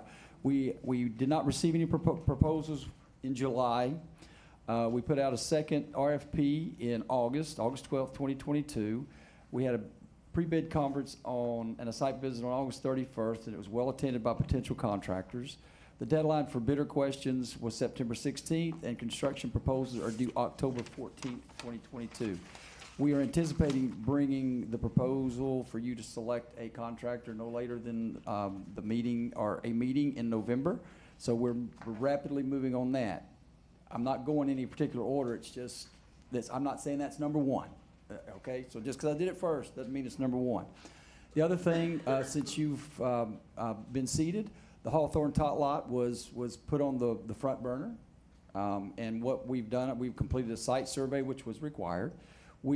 Our goal is to bring it to commission either in November or December for approval of the funds and the entire project. So we're moving forward. It's resurfacing, it's canopy, it's some exercise equipment outside the fence, things of that nature. We're working with arborists now on the trees and what we need to do in there for the root systems, because we're going to be covering it up. So there's some things that are going on, technically speaking, behind the scenes that don't get a lot of highlights. Abbott Avenue Drainage, another previous commission. Sorry, I'm pointing to Commissioner Velasquez because she was up here, and she was actually a champion for this one. The previous commission passed that. We've completed the geotechnical exploration, and in August, the Keith and Associates is working on that. We're now working on the electrical plans, and they should be ready any time if they're not already ready now for our building permit. And also, the construction documents are ready to start permitting in the town as we've executed the application for the DERM permit with Miami-Dade County. So another project that's moving. Bear in mind, some of these, while you might put them number 4, because of the permitting and things that happen, they might end up being number 1 start time. So just bear that in mind. It's not an exact science. We wish it could be, but it's not. Stormwater Master Plan update. It is a planned 13-month project and is scheduled to be finalized in August of 2023. So we're inside a year of that. The reason why it takes so long is because you really want to do it right and have it ready, and it's a document that's going to be in play for several years to come. And typically you don't do that in short order. A community outreach meeting will be scheduled for December 2022 to obtain community input. We always feel like all of these projects, are always great to put before our town and our citizens. So there's another one.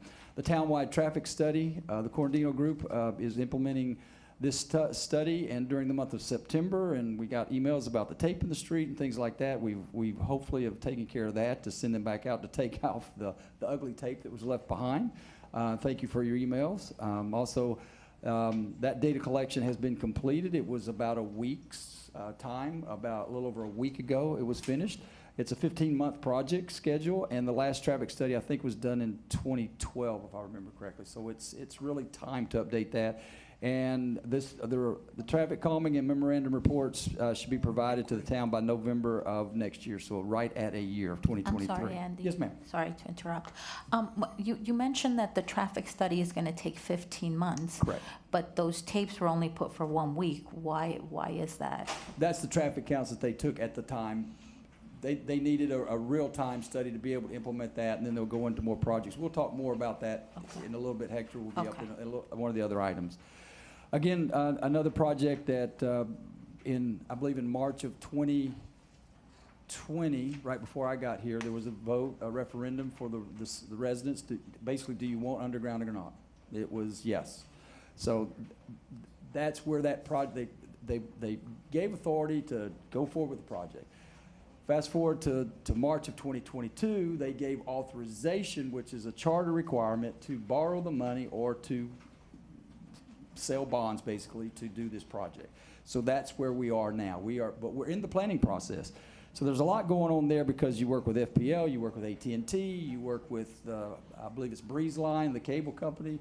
Our plan is to also to work with some of these projects to be able to coordinate so we don't go back and undo what we've done to put undergrounding in. So if we're going to do 91st Street, the Surfside Boulevard, hopefully we can work it out where we put the conduit in across that road and in that street so we don't have to go back and redo that. So there's some meshing of it. Even though the whole project could be a 3+ year project, there could be a less than a year time frame before we do a couple of things, and one of them could be the alleyway kind of on the east side of Harding.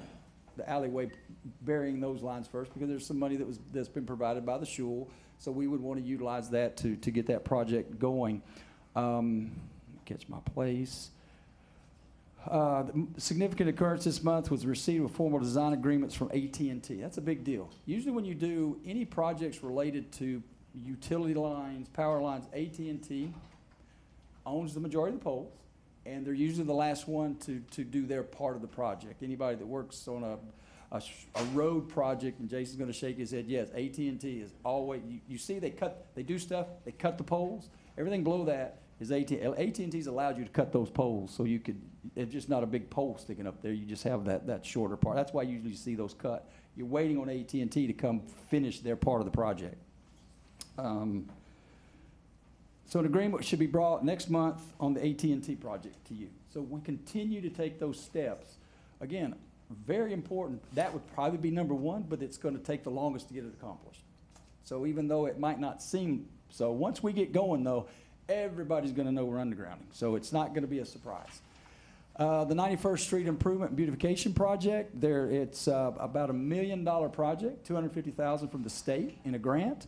$500,000 from the surf club, and $250,000 will be our part, our match. It could be more. We don't know yet until we start doing the bidding process, but here's where we also are going to try to include the conduit, which could cost a little more money. But again, you've already approved us to repay ourselves with the GO bond if we spend extra money for putting in the conduit. So you see, there's a lot of these things, and then the Abbott Avenue drainage is also needs to work in conjunction with this because of the stormwaters that would flow into 91st Street. So again, a lot of the construction that's going to be going on probably starting over the next 365 days. That doesn't mean it's going to be 365, but over the next year, they some of them tie together. So that's it was mentioned by a citizen earlier, and we've talked about it behind the scenes. We don't want to do something where we got to go back and redo it. We are very conscious about how we're going to do this. Nothing upsets a town manager more than to pave a road and go back, 3 weeks, 6 weeks later, dig it up to replace a water line or to. That's not a good sign. Or is that the 2 minutes? Another Collins Avenue water line replacement. We're going to replace the 8-inch water line with the 12-inch. I wish Jason had Hector had their example.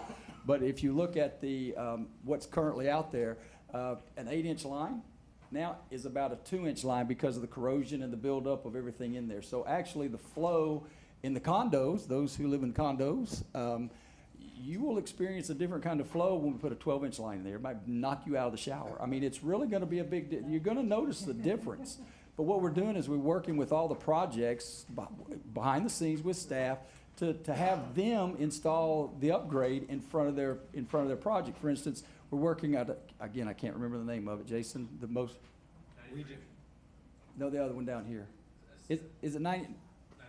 The one's going to the intersection, Hector. At 88th. I might be where the CTS site. We will have them go further because there's a joint there, a connect. We don't want to break the middle line and have go from an 8-inch to a 12-inch. We want to go from the valve to the 12-inch. So we're very aware of 88th Street and working as smart as we can to do the project in the most efficient and effective way and have other people pay for it. So we're kind of working with the developers, and they're really being very cooperative in that because they know it's going to benefit their project. Yes? I'm sorry, and is that one for the sewer line or? Water line. Water line, okay. Water line. Yes. Our water comes from Hialeah? Miami-Dade County water. Right, it's Miami-Dade County, but it's fed from the west. We'll leave it that way. Yes. Also, the tennis center, that this elected body brought that forward. We're working with that, going forward with that with the Corandino Group, an engineering firm that's been retained, and with the current engineering services group agreement. We expect a design service agreement to come to the commission in November, December. So we can get that project, keep moving that forward. So that is, it probably will not, we are not anticipating putting an RFP out for that. We should be able to work with the current contract, kind of piggyback the current contract to move there. Therefore, almost killing two birds with one stone, so we're not waiting long and adding more time to a project. The town hall lobby renovation, it commenced on September 12th. It's about a 8 to 12 week project. Hopefully closer to the 8, but it's going very well, moving along really quickly. I know that's one you see that started under the previous commission, but once we started, we were able to really push those buttons and get going. The dog park renovation is going to occur during FY 2023. It's just pretty much put a fresh face on there, new sodding, benches, and new play amenities for the dogs. So we're going to improve that as well. Traffic calming pedestrian safety plan. There's several objectives during the April 2022 meeting. You task administration to explore various options to increase pedestrian safety and increase traffic calming.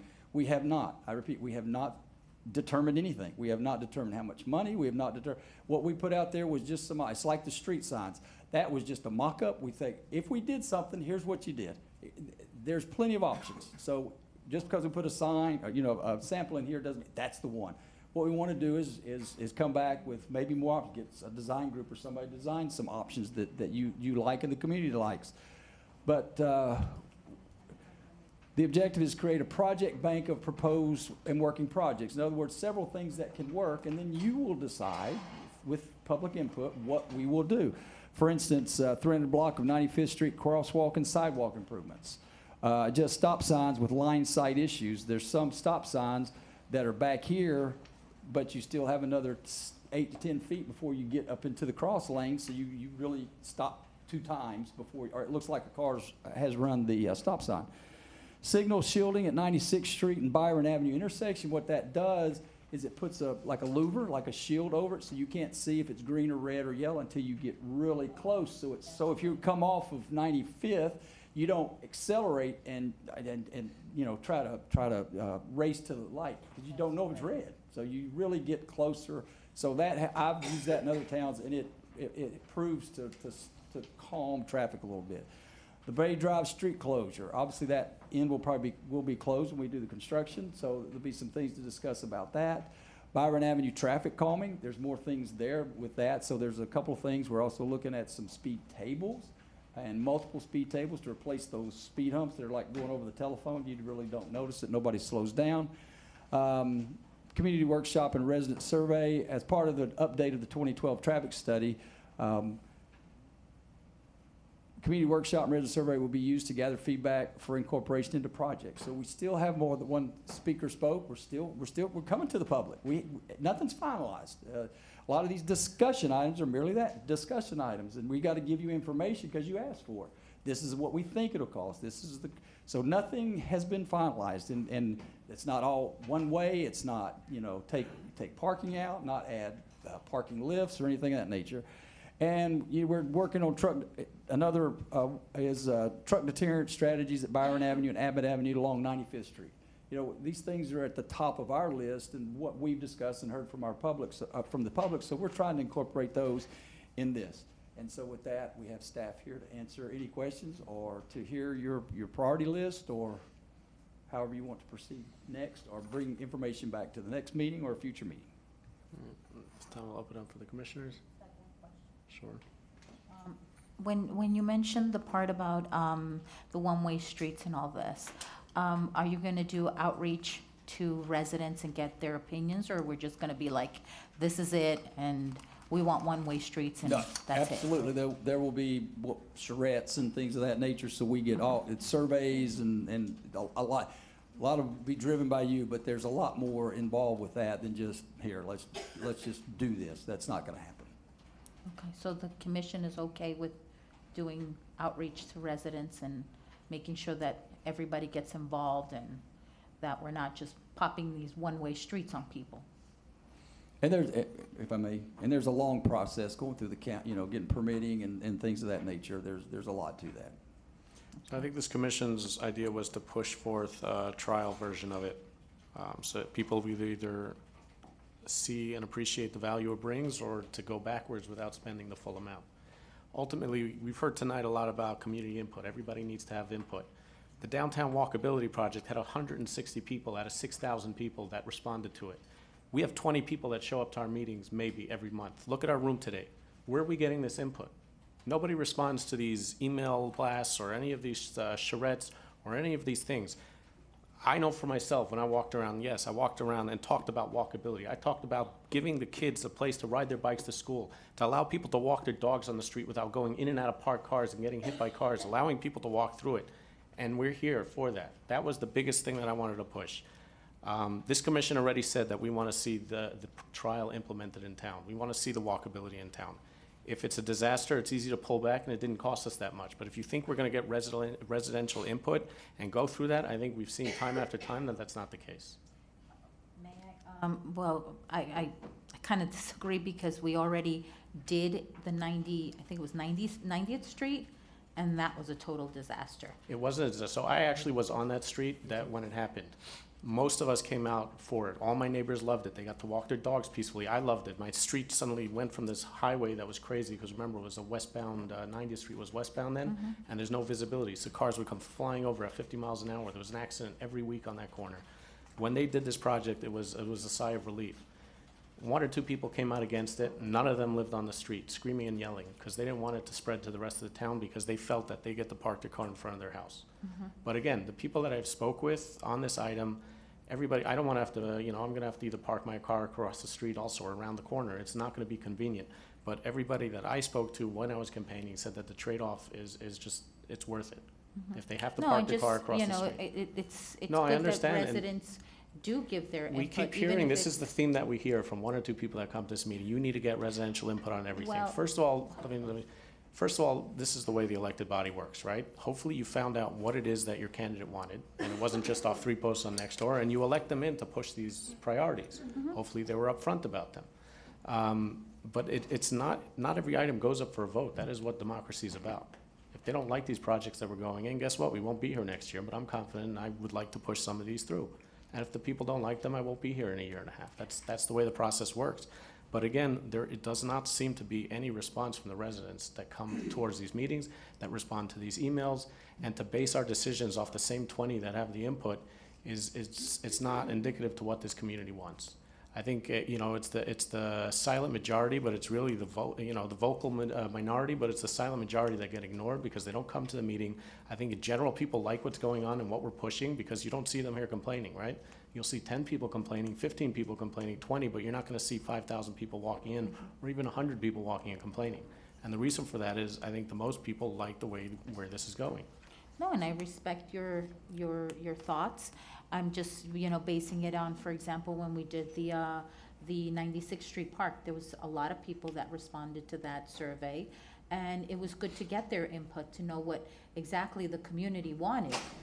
So it's important, for me at least, I don't know about the rest of you guys, but to make sure that the entire community gets involved, and because this is a change in everyone's life.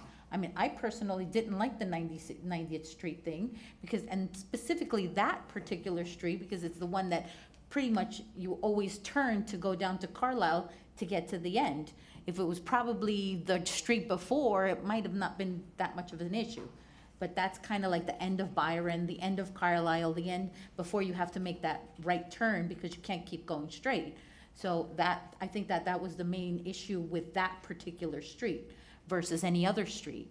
But I just want to make sure that we always include the opinions of residents because this affects everyone. And except for maybe the ones that live in the condos, which don't really come down here that much, but that's it. Mayor, can I add one other thing? I'm sorry, may I? Yeah, I Okay. think we're in the middle of your presentation. One other thing to remember is that working with FDOT, a traffic light at 91st and Collins, and then pedestrian crosswalks at 90th and Harding, 89th and Harding, and 89th and Collins. So those things we figured, sometime in December we'll have some answers there on timetables and stuff. So there's a lot of things that So I've had staff conversations is, with our state senators specifically about Yeah. those two. The other week, I had the new senator that's taking over in November, took him down to that corner, asked him to cross the street, and he couldn't see 10 feet in front of him because, so he realizes what the issues are, and hopefully that'll let us expedite these two crosswalks. Call the TV people in here. What? If not, then we call the TV people like they did in Sunshine. It's the boy who cried wolf. I think at this point, they're done coming here. Commissioner Maished. I had a couple questions about the town manager's report. One was. Commissioner, can you please speak into the mic? I have a couple questions regarding the building department. What are the staffing plans for the building department at this point? And I had some follow-up questions. what are the what? The staffing plans for the building Oh. department. Currently, we put in the budget to add a full-time building inspector, and we're one position short, so once we get the construction done, we'll be able to move forward with that and fill all the spots and have everybody, back at full force and moving forward. And we're also going to a more streamlined online process, which would reduce hopefully the delay in permit issues. So with the online application process, will this improve the behind-the-scenes review process? Yeah, we've also added Judith Frankel. Judith, if you just wave your hand, is our in-house planner, and that bringing that in-house is reduces the amount of some of the review time that the planner will have to have, having somebody who is a contracted employee who's not in here. And so do you think that this is going to meet the surge in the demand for the permitting? We fully expect so, and what we'll do, we trust Jim, and we trust, his opinion as we get all the things we're trying to do now worked out, and if there's a need, we'll revisit it and bring it back and see. I just yes. want to make sure we have Sure. that support. Yes. And also, since it was, 2F was your item also, I just felt like walkability was also in the residential area, again, was also very important, and that there are many stakeholders in this, and that there were also many possibilities presented. So I think to me, it was like a lot going on, and I thought it would be good to have a workshop so that everyone could really give their input. There was just so much on this, so that was my comment on that also. And Hector will bring you up to speed more on that when we get to the items, so we can, bring you up to where we are and the plans and some of the citizen input and the things that are going to be part of that process. Okay, thank you. Just to kind of follow up on the walkability issue, and we had a very kind of impassioned resident who's still here with us, concerned about the one-way issue. And to reiterate, we have not made any decisions where we asked for input from our building department, from our public works, from our town manager to give us some options and ideas about how to improve walkability. And I want to see those. I want to hear what those are and understand the differences, and perhaps, again, a workshop for the residents to come in and voice their opinions. And if they don't come, shame on you, because we have had poor participation in the past about things like this. And if you have a voice, bring it and share with us. But it's not, we have not decided any of these issues, but we all know, I think we all agree, that things need to improve. Less traffic, slower speeds, more tables or bumps or reasons for people to be more cautious so that our families and our children can live in our town safely. So yes, there are a lot of things we need to do, but we'll hear from Hector, I suppose, today about some of the options. But we will bring it to the public to say, let's talk about these, get your input. You may not agree with the one we eventually decide on, but at least you'll have a chance to give us your input. Thank you. Mr. Vice Mayor?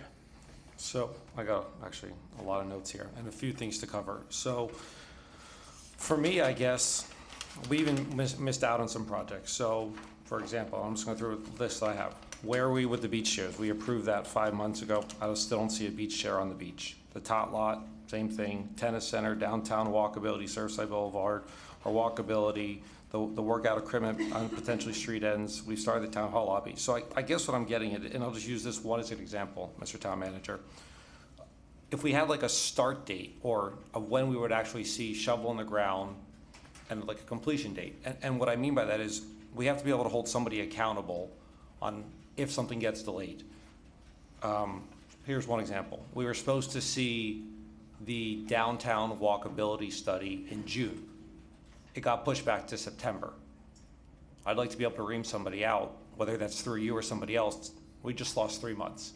And it seems like we talk about priorities. I know we have a big list. I consider, I'm not gonna lie and say, I consider everything priority number one, which I think I've said to you and Jason. I don't hide that. Everything's a main priority to me to get done. If you told me we could start undergrounding in every one of these tomorrow, I'd be like, great, it's disruptive, but it is what it is.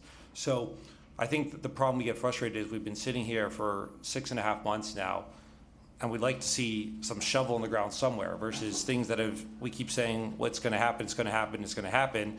If something is supposed to get started, like we know what happened with the park. The park, we had the date, it didn't show up, and we have a reason why it got delayed and pushed back.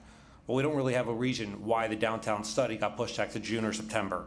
We don't know why there's not beach chairs on the beach yet. We don't know why the tot lot now is until November, December, when it could have, when we talked about this 5 months ago. If you would have said, hey, we need a budget amendment to get this done, we would have done it at that meeting, at the next meeting, if we would have known that. So I think it's really putting together a list of all these capital improvement projects that, I mean, you look at our budget, we did a pretty healthy budget. I think our finance director will tell you there's never been this level of investment in the town for capital project improvements, but we'd like to see some of them or know where they are versus just saying we're working on it. We know undergrounding is going to take a while, but when is that start date where you're going to say the shovel's in the ground? Is it June 2023? And if it doesn't happen then, why didn't it happen then if the first street's not getting started? The same thing with Surfside Boulevard. Whatever all those projects are, if we don't have a list for us, and I think maybe I don't know if I speak for everyone here, but if we have a list of a start date where we should be seeing things, and if we don't see them, and that meeting comes, hey, we didn't start the program because of whatever reason, somebody's got to be held accountable for it, because if somebody's not doing their job and we're expecting these things to get done, if you say, hey, there's just too many projects, we can't do them all, okay, we got a solution. We need to find another person or two to hire to help us out. I think this commission here is very limited on only discretion is to you, so we'd like some feedback from you on, I think we've talked before behind the scenes. There's no doubt we're overloading the amount of projects, and we all say everything's a priority. But if we're not going to get started on something, we should know the reason for it if it gets delayed. And I think there needs to be a start date and a finish date, so we know when we're going to see these things, so we can hold you, we can hold the residents, can hold us, we can hold town staff for each of these projects. Because if they keep getting delayed and delayed and delayed, we got a problem. And I'm gonna get into the walkability, and I think Commissioner Lacquez and some other people have touched on this before. It is to improve walkability in town will be inconvenient for driving, and that's the whole point. We are trying to improve our walkability in town. If you're saying, hey, I have to go up 2 or 3 more streets because it's a one-way street, that's the whole point. We don't want cut-through traffic. It was the same thing when we talked about it, and I think a lot of people I don't know if you were supportive or you had to recuse yourself. It was when we talked about closing Byron Avenue. Yeah, it was, when we talk about walkability, everybody's like, obviously that's going to increase walkability, but increase inconvenience, taking kids to school, getting to Bay Harbor, do we have to make 2 left-hand turns? This is the trade-off that I think some of us are willing to sacrifice or have the greater discussion, whether it's the one-way, I'm not even gonna say sidewalks, soft gating the town, whatever it is, roundabouts, soft gating the town, all these things. We are increasing walkability will be an inconvenience for driving. And I will stand behind that 100% of the time to make our streets safer. If you gotta drive an extra 5 minutes so we can have our streets safer and more walkable, I personally, the first week of the one-way street caught me off guard, but then after it, I loved it. I walked every night. I still see people using the lanes to bike ride with their kids, walk their dogs, walk in the lanes because it worked. It wasn't something that everybody loved, but it worked. And I think there is the inconvenience of parking. So for me, it's just a start date and an end date on projects when we should see them, when we can get a whole list of all these projects. And if it falls behind, why is it falling behind? If all of a sudden, let's just say, and I'm sure the lobby's gonna be done in 8 to 12 weeks because I'm sure the people working down there, like Jim and everybody, are inconvenienced. If all of a sudden that project took 16 or 20 weeks and our online permitting, the CSS portal's not up and running, why isn't it up and running? Because we have to be able to hold, and I guess we can only hold you accountable because we can't direct any staff, but we have to be able to hold you accountable, and you're gonna report to us, hey, this person fell behind here, this person fell behind here, and then we're having a lot of different conversations because, like I said, 6.5 months we're sitting here. I think beach chairs, the tot lot, that was over 5 months ago, and we haven't seen a beach chair on the beach yet for the community center. Residents are still asking me, hey, where are the beach chairs? We're looking forward to them. The tot lot, we had to do the survey because we didn't have whatever the budget amendment that we just got the last meeting. Why didn't we get that 4 meetings ago? So that's just my 2 cents on these items. Thank you, Mr. Vice Mayor. I'm going to piggyback off that, get a little more detail, but then I have kind of a bit of a solution I'd like to propose that I think the commission has been asking for. To get a little more specific, pedestrian walkability, right? That was something we all walked into office for. We pushed that as soon as we got in April. We're now, like you said, 5.5 months later, almost 7 months into our thing. Haven't had, aside from the conceptual, we asked the town to come back the next month with options and choices. Here we're sitting in September, the end of September, with none of those. Traffic calming device. I understand, there's a study going out. This is now going to be what, an 18-month study? Came again also in March. There's no movement on it. I'll go through item by item. The DVAC committee, which was supposed to tackle the downtown, expansion and what they want. I think there's been 1 meeting so far. We transferred that item back in May. It's now the end of September, and there's been 1 meeting. This was the push to see what we want for downtown to get that going. How long is this going to be stretched out? Tennis center, gym, roof. We've voted on this in June. Again, here we are 3 months later. I haven't seen a price. Haven't seen anything. Tot lock upgrades. Again, voted on in June. Come back in July. Haven't seen anything yet. Where's the pricing? Where's it's shade and it's a rubber mat. It shouldn't be that hard to implement it. I understand, we threw in some new equipment, which is great, but that wasn't even what we were asking for. We haven't seen any shovels on the ground with our projects. Beach share lighting, turtle-friendly lighting on the beach, right? To improve visibility on the beach, to improve safety, to improve walkability, all part of our theme. Again, brought in June. Here we are 3 months later. We had one concept, right, in a trial. But again, the direction from the commission is to come back next month with options and choices. We've seen 1 of those. Beach chair vendors, as we said, another item voted on in June. We have 1 price so far. Where's the multiple prices? I spoke with our town finance officer months ago saying that price was way out of the ballpark. There are buildings here that are getting that for a fraction of the price. Have we addressed them? Have we gone to them? Have we got additional pricing? All I see is the same price that I saw 4 months ago. 96th Street Park, again, this was an item that was pushed the previous commission before that. We're still nowhere. We're on our 2nd RFP. Again, we're 7 months into our term. We've pushed this from day 1. I don't know how long these RFP processes were, but one was a month and a half, and now we're at a 40-day, a 60-day. None of those equate to 7 months or 6.5 months. New decorative street signs. pushed that in August. I used to, come back with options and choices. I saw one option. I asked for additional before the next meeting. We're now 2 weeks away from our last meeting. Again, I'm looking at the same thing. One design, one option, one choice. Beach Rakers we pushed last month to come back in November. Hopefully that'll show up. But I think the theme is that we're not seeing any movement. Now, I'm not accusing, because maybe there is things happening in the back, but what I think would be useful for this commission is to see something like this, which is a project schedule. We see that for the Abbott drainage. I want to see from day one, from when this item was voted on and approved by the commission, every step of the way, every step of the project, whether it has to come back, whether it has to be priced, the designs, whatever project it is there, so we can look at this and see where we're holding. Because right now we're at 7 months almost into our term, and if we had to campaign tomorrow, if somebody asked us what we did, I have nothing to point at. So I think what the commission would benefit is something like this. I think I would ask for the town manager, for the town staff to put together a project schedule for each one of our projects that are sitting pending. I think that we want them by next week. If you don't know what was involved, then there's a problem, because that means you haven't actually addressed any of them. But I'm assuming that you've tackled these issues and you started working on it, so putting together these things in a week shouldn't be a big issue. I want to know from day one, when it was approved, what we've been doing in each time, what step of the project. I don't think that's a lot to ask for. I agree. Good with you. I think that's a great idea. To both of you. Thank you for bringing that up. So I don't think we need a motion. We have a consensus among the commission here. We have a conversation. Town staff, every one of the items, if you're confused, make sure you reach out to commissioners, make sure you know which projects that they're tracking, what they're following, so we can all track this together and what the steps are.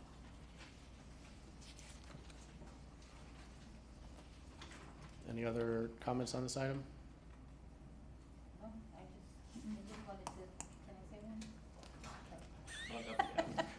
one? No, I just want to say if we can consider also the roundabouts. I think that was a great idea when Hector brought it up 2 meetings ago, I think. And I think that would really help with the walkability and to help cars slow down, because they have to slow down to go through each roundabout. And that would beautify our town. I would love to see more green in our town, cars slowing down, and that's it. Thank you. Yeah, look, there's been a bunch of projects gone through, right? They've addressed visibility issues on Abbott on 95, the roundabout they've been working on. I'm not saying nothing's happening. What I'm saying is, on the side, we're sitting here, we're 7 months in, and nothing, how long have these proposals for the park been out? What was the first one for? Was it 40-day? 60 the first and 40. So again, that's, a month and a half, 2 months. Well, there's legal requirements, and then we didn't get any bids, so we shortened it the next time, and so now we're facing that. So I think it would help us if we saw on a chart what was taking place from March, what was happening in the middle. I heard you, and by the way, I'm the one to blame, and none of those people are to blame. I'm your only employee. If you got a problem, it's right here, and it's in this public setting. You do it anytime you want to. We work at will I work at the will of you, and if ever you're not satisfied with something, you know what to do. Well, we're having a conversation here. I'm having a conversation back with my bosses. We can't do it in private, so this is where it takes place. You get a little aggressive, I get aggressive back. That's just the way it works. Nothing moves without friction. Yeah. Look, I'd love to have these conversations in private. Unfortunately, they can't. So this is the. But by the way, you can have it in private. You can come to my office. Any of you can. We can, but obviously, things like this need to take place in public. I mean, that's no. But the problem is that you work for 3 commissioners essentially, or for the majority of the commission. If I have a conversation with you, that's 1 commissioner. If Commissioner Velasquez, any one of us have a conversation, it's just a conversation. When we sit in here, this is directive, and this is something that we're standing together behind. I don't know if they stand by what I want, because I can't talk to them about it aside unless we're in this room, which is the downfall of the sunshine. Unfortunately, it puts people in certain places that I'd much rather be doing this on the side. I would have loved to get all 4 of us in a room and have a conversation, but the town is too scared of sunshine issues. So even if it's item we're not voting on. Plus me. Yeah, I didn't include myself. I wasn't showing up. Through the mayor. I was just gonna say, I think the public should know, we don't get to have these individual conversations with the town manager, but we never get to really know what anybody else is thinking or about a certain item until we have it up here. And what you're seeing is us I think, all trying to figure out what's going on with everything, and we're all having this open conversation. Hopefully, I think we can hopefully do a roundtable, or I know something like that on the schedule to evaluate where we are, what our next 6 months projects are going to be, what our 12 months. There was supposed to be this I know. meeting, but I know, but we had it. But roll over. and to piggyback along what Commissioner Velasquez says, I mean, with the roundabouts and the walkability, I would love for people to come in. Me personally, as commissioner, would love to see a dozen people come in and say, "You guys have done so much walkability in the town. It's creating an inconvenience for me driving through the town." That is the whole entire point of walkability. If you come in here and complain that it's taking me 4 or 5 more minutes to drive through and I can't cut through anymore, then we did our job improving walkability. Whether that's roundabouts, dead ends, closing down streets, that's what walkability comes with a sacrifice. And I will sacrifice people complaining that it's taking them to drive an extra 3 to 4 minutes to increase walkability personally, and I think the mayor is. So I think we've had this conversation a long time ago about walkability. We already had the discussion about, the people that felt that they get to vote on every item versus what the trade-off was, and there was already a directive to the town staff to come back with solutions for walkability, right? Yellow lines, white lines, sidewalks in some of the streets that were able to, because the right-of-ways were open. That started going into one-way streets because apparently we found out, we don't have the legal requirement to have a two-way street with double-sided parking. We've been out of code for a while. Everybody in town notices when there's double-sided parking and you're driving along and another car tries to pass you, somebody's got to pull over somewhere else and wait for that car to pass because we don't have the space for two-sided, it's just a fact. We don't have two-sided parking, and you can't have both-sided parking, and you can't have two-way roads. So something's got to give. And I think this commission has already put the priority for walkability, and we're just beating a dead horse at this point, and we'd really like to see some things move on that. So if you want to do one-way streets, are you going to do the avenues one-way as well? Like, for example, open up Carlisle and all this other stuff? I doubt it, but again, this is a whole different Okay. conversation because No, it just hasn't even asking been presented to what us your yet. thoughts were on that. I just wanted to tackle Because I know walkability. a lot of people that would love to see Byron closed and. I think, I think that's something we all address multiple times. This county, the state has made it very clear that they don't want to. I'll keep pushing on my ends, through the connections that we have with the state and the county and federal government and try to get some leverage in that way. But in the meantime, I think we're kind of stuck with that. So I think just to walk away from this item with productivity, should I pass it to Marianne or? I don't want to give it to him. Yeah. I'm just going to make a motion for the town staff to create a project schedule for each of the item outlining all the items and all the steps so we can track these projects together and see what the town has been working on, I guess, behind closed doors that we are not privy to see or have not been able to see, and track these projects forward. I second. I think it's an excellent idea. Whichever. I think it's a great idea. Sandra, can we call the vote? Madam Clerk. Commissioner Landsman? Yes. Commissioner Velasquez? Yes. Commissioner Mashai? Yes. Vice Mayor Rose? Yes. Mayor Danziger? Yes. Mayor, the motion carries. Thank you. Mr. Mayor, just one comment in general.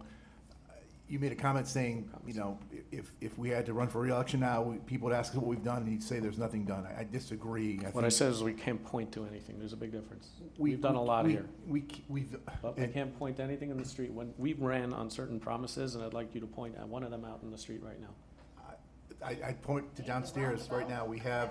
That wasn't something we ran about. Well, that was, that was Public Works taking the lead and making our town safer. We have accomplished a lot as a commission. That's our job as a commission. We do what we do. We give direction, we give input, we give requests to our town manager and his staff, and they have to then produce results, which is what we hold them accountable to.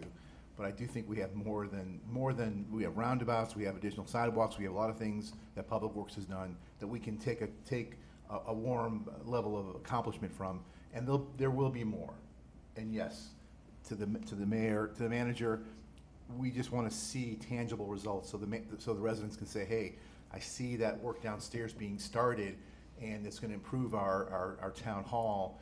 Thank you for doing that. I want that with the tot lot. I want that with the 96th Street Park. I want that with more sidewalks. But yes, we want to see when things are going to happen, and if we notice outliers, had the opportunity to ask you what's happening. That's it. Thank you, Senator. Moving on to item 2C, Town Attorney's Report. Madam Attorney. Yes, hi, good evening, everyone. The Town Attorney's Report, beginning on page 10 and 11. As usual, we list all of the items that we did work on for the past month, including resolutions, agreements, and ordinances. Starting on page 12 is the litigation update. I'm happy to answer any questions, but I do want to talk about the town's appeal of the FAA Metroplex project. As I wrote to all of you, unfortunately, on September 2nd, the 11th Circuit issued an order denying the consolidated appeal, which was filed by the town and the neighboring municipalities. The reasons are set forth in the order in great detail, but basically, they found that the FAA had engaged in an exhaustive study of the Metroplex project's impacts on the environment, including noise levels to the area. They found no significant impact. The 11th Circuit also found that the FAA had provided ample opportunity for the various stakeholders, including the town, to participate and comment on the project, and that they had complied with procedural requirements. The next steps, should the town elect to do so, there is an opportunity to appeal the decision of the 11th Circuit.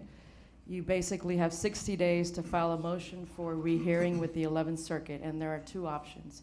What we call a motion before the panel, which is the same 3 judges who heard the appeal, and there's another motion that's possible for a rehearing en banc, which means the entire 11th Circuit, all 12 judges.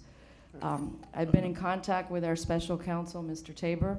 I have 2 questions, Madam Attorney. I'm sorry. Go ahead, Commissioner. I remember that there was a study, a noise study, that was being done. Whatever happened with the results of that noise study, and was that presented to this? Yeah, it was not included in the record, the bottom record, so it was not able to be heard on the appeal. So it was not considered by the circuit court. There was an attempt to complete and present it, yes. And why didn't we present it? We did. I believe it was not accepted as part of the record by the court. So there are 2 options per our counsel: a motion to rehear this before the panel of judges, another motion en banc before the full 11th Circuit. I will advise you that it is quite high, the standard of review. A petition for en banc rehearing is basically an extraordinary procedure. There has to be an error in a precedent setting by the court. The alleged errors in the panel determination is a separate standard, and that's quite high as well. Our special counsel advises that the probability of success, which is just an estimate, is slim, 5 to 10%, should the appeal continue. The other option is to appeal to the U.S. Supreme Court, and there's 90 days to file that appeal. All right, so how much does something like that run? Well, I did not get an estimate from the special counsel, but the motion to rehear before the 11th Circuit, to file both of those, both en banc and before the same tribunal, is an estimate of $10,000 in fees and about $2,000 in costs. And what was the chances, they said? He said they were slim, 5 to 10%, if you Out could of 100, estimate. I'm assuming. Yes, out of 100%. And it's my understanding that the same judge that threw this case out sits on the 11th Court? I'm sorry, Mayor? The same judge that threw this case out or ruled over it sits on the 11th Circuit Court? Well, it would be the same panel to rehear before the same panel of judges, 3 judges of the 11th Circuit, and also to file a motion for rehearing en banc, which means before the full 11th Circuit, which is 12 judges. What's the definition of insanity? Doing the same thing over and over. Okay. So I've heard. So, I mean, for one, I can say, look, I think some of us were very clear. The town put in a lot of money fighting this thing, and we were going to carry it over the line, but that was it, right? I think we all understand that this has to be handled on a different level. You're not going to beat City Hall. You're sure not going to beat the federal government, especially when they've come out and said, and I've read the ruling, that everything was done properly. The FAA did a proper, our entire contestant was that the study wasn't done properly. They ignored the noise.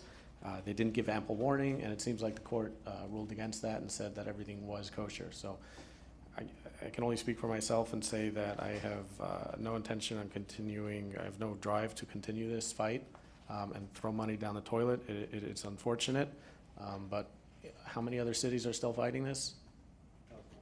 I believe the neighboring municipalities, North Miami Beach, Biscayne Park, and there's one other, North Bay Village potentially. They may continue with the appeal per what I've been told by our special counsel, but I have not confirmed them with that individually. I know that the Indian Creek has decided not to pursue. And I understand North Any Bay Village further? dropped out. All the smaller municipalities have already dropped out. And North Miami Beach, I'm sure, has a budget that rivals ours tremendously. I'm happy for them to keep fighting on that, but I personally don't want to keep throwing the the residents' money into an area that. Yeah, it's a 5%, 2 to 5%. I just want to, if I may, I just want to reiterate, that's the special counsel's opinion of probability of success. That's the same one that's going to be representing us, Yes. correct? Okay. All right, so I think I'll listen to what it is. So my comment is if the residents that live on Indian Creek with that type of pockets aren't fighting this, especially even individually, I think those guys have a lot more deeper pockets than all of us and all these cities combined. And if they're not fighting it, they think that it's a winning cause. It probably shows a lot of where this is going to go. If you need more opinions, given the probabilities, given the advice and counsel, I think we sunset this and go on. Do you require a motion? No, no motion necessary. I think we have clear consensus here not to move forward. I think I'll put forth the motion just because, two residents are gonna complain and somebody's gonna decide they wanna. And how about the part that you mentioned of going to the Supreme Court with this? That would be a 90-day appeal period. And how much would something like that? I do not have an estimate for that. Obviously, going to the Supreme Court is not a cheap endeavor. Yeah. Wanna make a motion? He's the motion maker. A motion maker. What's We've got the going on? fixer, I'll and the make motion maker. I'll and make what a else we got? motion to let this one die. Let this one sunset. Second that. All right, Madam Clerk, all in favor? Aye. Any opposed? The motion carries. Mayor, if I may, there are other litigation updates in the report. If there's any particular case. So you I've want read me to the address. reviews. I didn't see anything that has changed. I think a lot of things are pending for the beginning of next month. Solomar, Shannon Gallagher, everything seems to be coming back in October. If you don't mind, I'd like to hear what she has to say. Commissioner, you need to speak into the mic. I'm sorry, if the rest of the commission doesn't mind, I'd like to hear the town attorney tell us what else is pending and the result or whatever it is that I she do has to have say. one update or new information since we put out the town attorney report on the Gallagher petition, certiorari appeal. We did hear back from the appellate court on September 23rd. The court granted the town's motion and the respondent being the developer's joint motion to compel the petitioner to comply with the court's prior order and file the amended petition that she requested. The court did say you have 10 days, Petitioner Gallagher, to file that amended petition. So that would put us at around October 3rd for the amended petition, and then the town would respond to that accordingly. So we did hear an update from the court again on September 23rd. I have a question on that. Sure. So this says originally, and I know we spoke about that they should have heard by her from September 6th. So how does she get additional time on that? Again, that's the court's prerogative. We did file motions with the court asking her to comply with their deadlines, and the court did respond on September 23rd saying you have 10 additional days to respond or to file the amended petition. And is this the final answer? I believe so. That's the court's order. Okay, thank you. Well, actually, do we have an update with the Grand Beach lawsuit? Yes, since the town adopted its beach furniture ordinance on September 13, the ordinance was sent to the litigants, to the beach house. We have not heard back yet regarding their position on the ordinance or any response. There's the Solimar matter, which is the challenge to our stormwater fees. There is actually a calendar call or a status update tomorrow with the court on this case.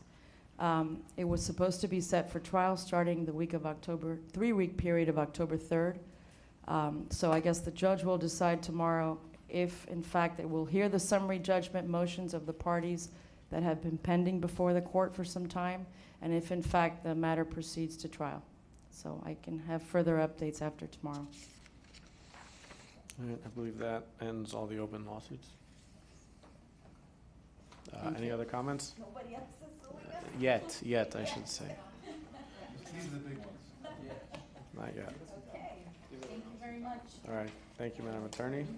Yes, thank you. Charter Review Board, Madam Attorney, you're back up. Yes. Item 2D. Sandra and I wanted to bring this item just to get ready and ramp up for December. Our charter requires that we begin the charter review process in December of this year. I outlined the procedures and a projected timeline for you. The actual charter provision is attached in the agenda item, section 128. So basically, the charter requires that every 10 years there be a charter review and a charter review board appointed by this commission. The first step would be to actually have you as commissioners appoint each of you one member to the board. All of your appointments have to be ratified by majority vote of the commission. So we're thinking that in December, at the December 13th meeting, that would be a good time to make those appointments and have those ratifications. It can be done sooner, if you so wish, could be done in October or November. Following that, the week of January 16th to the 27th, the board would hold its first meeting to review the purpose of the board and to create a framework for their process and a timeline. They would probably at that time nominate a board chair and a vice chair, receive some orientation on sunshine and public records law, and schedule future meetings. Sometime around January 2023 to May, the board would have its meetings, probably 4, 6, 7 meetings to review the charter and make recommendations to the commission on what changes they feel are needed. Then in May of 2023, the board would meet one final time, and they would probably create recommendations in a report to this commission. The commission would then, sometime between June and July of next year, consider the recommendations of the Charter Review Board and adopt a resolution on those items that the commission agrees the charter must be amended for. And then there would be a special election referendum sometime in November of 2023, and we would use the county special election process to put those items before the voters. So that's the process generally.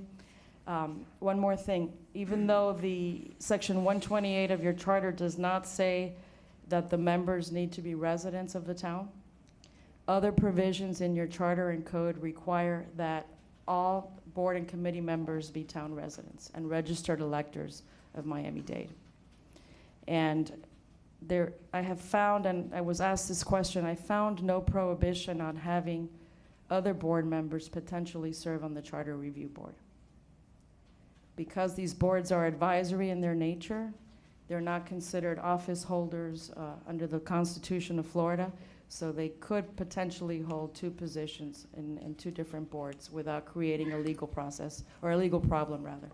A question for you, and again, I have no plans on doing that, but if this is deemed a special committee, would that allow for people to choose board members that are not residents? A manager's committee. Yeah, even though, Mayor, it's not specifically set out in section 128, there is another charter provision, section 31 of your charter, and section 2-204 of your code, which require that all board and committee members be residents. And not only registered, but qualified electors of Miami-Dade County. So I would opine legally that both of those requirements, in conjunction with this, require a residency requirement. Thank you. Any comments? Just a quick two-one. I would think we'd want residents who live in Surfside and know Surfside to be on this board. I understand you're probably looking at expertise from outside that could probably bring a lot to us, like, why aren't you doing this? Because we're doing it there. But I think it makes sense for our board to be made of residents of Surfside. To the timing, would we do a resolution today to say we can maybe bring these names to our October meeting, November meeting versus December? I don't think we need an actual resolution today. You could provide direction amongst yourselves or an agreement that you will bring forward your nominees in October, November, and they could be ratified later by a resolution. Well, I have a question. If we select our members sooner, does that mean the meeting starts sooner? Or does the meeting start in January? Well, let's see. It says commencing December of 2022, the commission shall appoint their review board. And then you have, I think, a certain amount of time to finish your process. Then within 45 days of that appointment, they need to meet for the first time. So the process and the timeline is somewhat set out in your charter. Are you asking me, Mayor, if you could start sooner than December? Well, jumping off the commissioner's comments, I want to see if there's even a point to selecting them earlier as opposed to, rushing your appointments as opposed to vetting them. And, these are people that are going to be recommending charter amendments to our town, which is essentially our constitution. But if we were to select them earlier, even at, let's say, next meeting, does that mean they have 45 days to start meeting and the process begins sooner, or does the process begin at a certain point in the year? Well, the charter's clear. The process needs to start in December of 2022. If you appoint them sooner, it says that they shall commence their proceedings within 45 days after appointment. So I Gave you some homework? Oh, you got to make it complicated. Yeah, I don't think that there's anything wrong with making the appointments prior. Everybody's pick has to be approved by the majority. Correct. Yeah, just, to reiterate what the attorney said, everybody's pick has to be voted on by the entire commission. So maybe, we start thinking about that. Maybe the process begins because, at the end of the meeting, you may have to start selecting another applicant. Right, we're going to approve somebody. Yeah. Well, I have a short list, so yeah, we should have more than one, just in case. All right. So, yeah, maybe we can come up with Please speak final. into the mic. I'll say it on the record. That's not fair. Life's not fair, as I tell my I children. just want to reiterate, this is a very, if I may, it's a very important process. It Yeah. happens every 10 years. It's important to look at the charter periodically, identify areas that need improvement or even updating because laws have changed. So it is a very critical process. But then ultimately, all this goes to the voter, whatever is approved at the So end. the board, the Charter Review Board makes recommendations to the commission. And then the commission The picks whatever they want The to commission put on the has the ballot. ultimate authority to decide which items will go before the voters as an amendment. So we still vote on it, and then it goes to the voters to, in the ballot. Yeah, ballot questions that we put on every. Yeah. Any other comments on this item? No? Okay. Moving on, item 2E, beautification of residential area street signs. Mr. Manager? Thank you, Mayor, Vice Mayor, and Commissioners. Sorry. Hector's going to come forward. This is his project. We've been working on it. We've got some pricing. We're going to get some direction from you so we can come back, get a little more solid pricing, and move forward. He'll explain the process. Thank you, Hector. Thank you, Andy. Hector Gomez, Public Works Director, Town of Surfside, Mayor, Commissioners. Last month, it was brought forth, what can we do to decorate these signs? So therefore, this month, we're bringing you forth the framework. This is the first time we come back forth with a framework from the initial idea, so we want to just establish as much as possible the parameters so we can get some kind of clear direction to move forward with. So with that said, this item was actually a carried on item from the previous commission, so since then, we do have some updates, but it is a carried on agenda item, so we did not reflect them on this document since it was a document intended for 2 weeks ago. With that said, the framework involves 3 parts. We have, and it kind of ties into we provided you some samples. These samples we provided to you, it's because how can we get this done fast? Signs exist in many variations in many ways, but these signs must be approved through Miami-Dade County, since we're an existing traffic control device. So in order for Miami-Dade County to approve these, we must submit something, some kind of signed and sealed package, proving to the county that these signs conform to 3 different standards. We have to conform to the Miami-Dade County standards, we must conform to the federal standards, and we must conform to FDOT standards. Some of these signs will have to conform to FDOT standards. With that said, this package is submitted to the county. The signs we provided you is just 2 examples of what it could look like. Doesn't mean these are the final signs. This is just definitely to ground the idea. This is definitely a product that was provided to you that has gone through the cycle already. Therefore, it would streamline the process to get you a sign. If it's the will of the commission to come back with different options, we can do so, but it will delay some kind of implementation. With that said, we provide a framework, we provide the signed and sealed documents to Miami-Dade County. That's one process that goes through their engineering approval process. The second process is some of those signs belong to Miami-Dade County. Therefore, if we customizing and putting something out there, we're accepting the liability for these signs. We're accepting the maintenance costs for these signs. We're absorbing all the maintenance for these signs moving forward till these signs are out there. So it's going to involve an interlocal agreement with the county. So this interlocal agreement would have to be approved. We would have to have some kind of resolution to move forward to allow the town manager to engage the county to negotiate this interlocal agreement. We could bring forth that next month if the commission likes, and at the same time parallel the process for the approval. If we want to come back and provide different options, which we can, and the initial ballpark options, we gave you a good range. It was a much more conservative range that we were able to anchor down now to a much more tighter range. The original range was provided to you. There's 2 options, 2 signs you see there. Just to give you an idea, we're on the lower side 340K, on the higher side 399, so call it 400. Going back to some vendors, we went back to 3 vendors to get 3 types of signs, 3 different ideas. We were able to bring down that range to a more implementation range, which is 234 to 313K. Which one is the 343, what did you say, 349 and So- 399? So Is the that one? range, the option 1, it's just a square. Option 2, Which one is it? This the one? rectangle, sorry. That, yes, Okay. ma'am. And this is the more expensive version? That is the more expensive one. It involves a bit more customization to the actual plaque itself.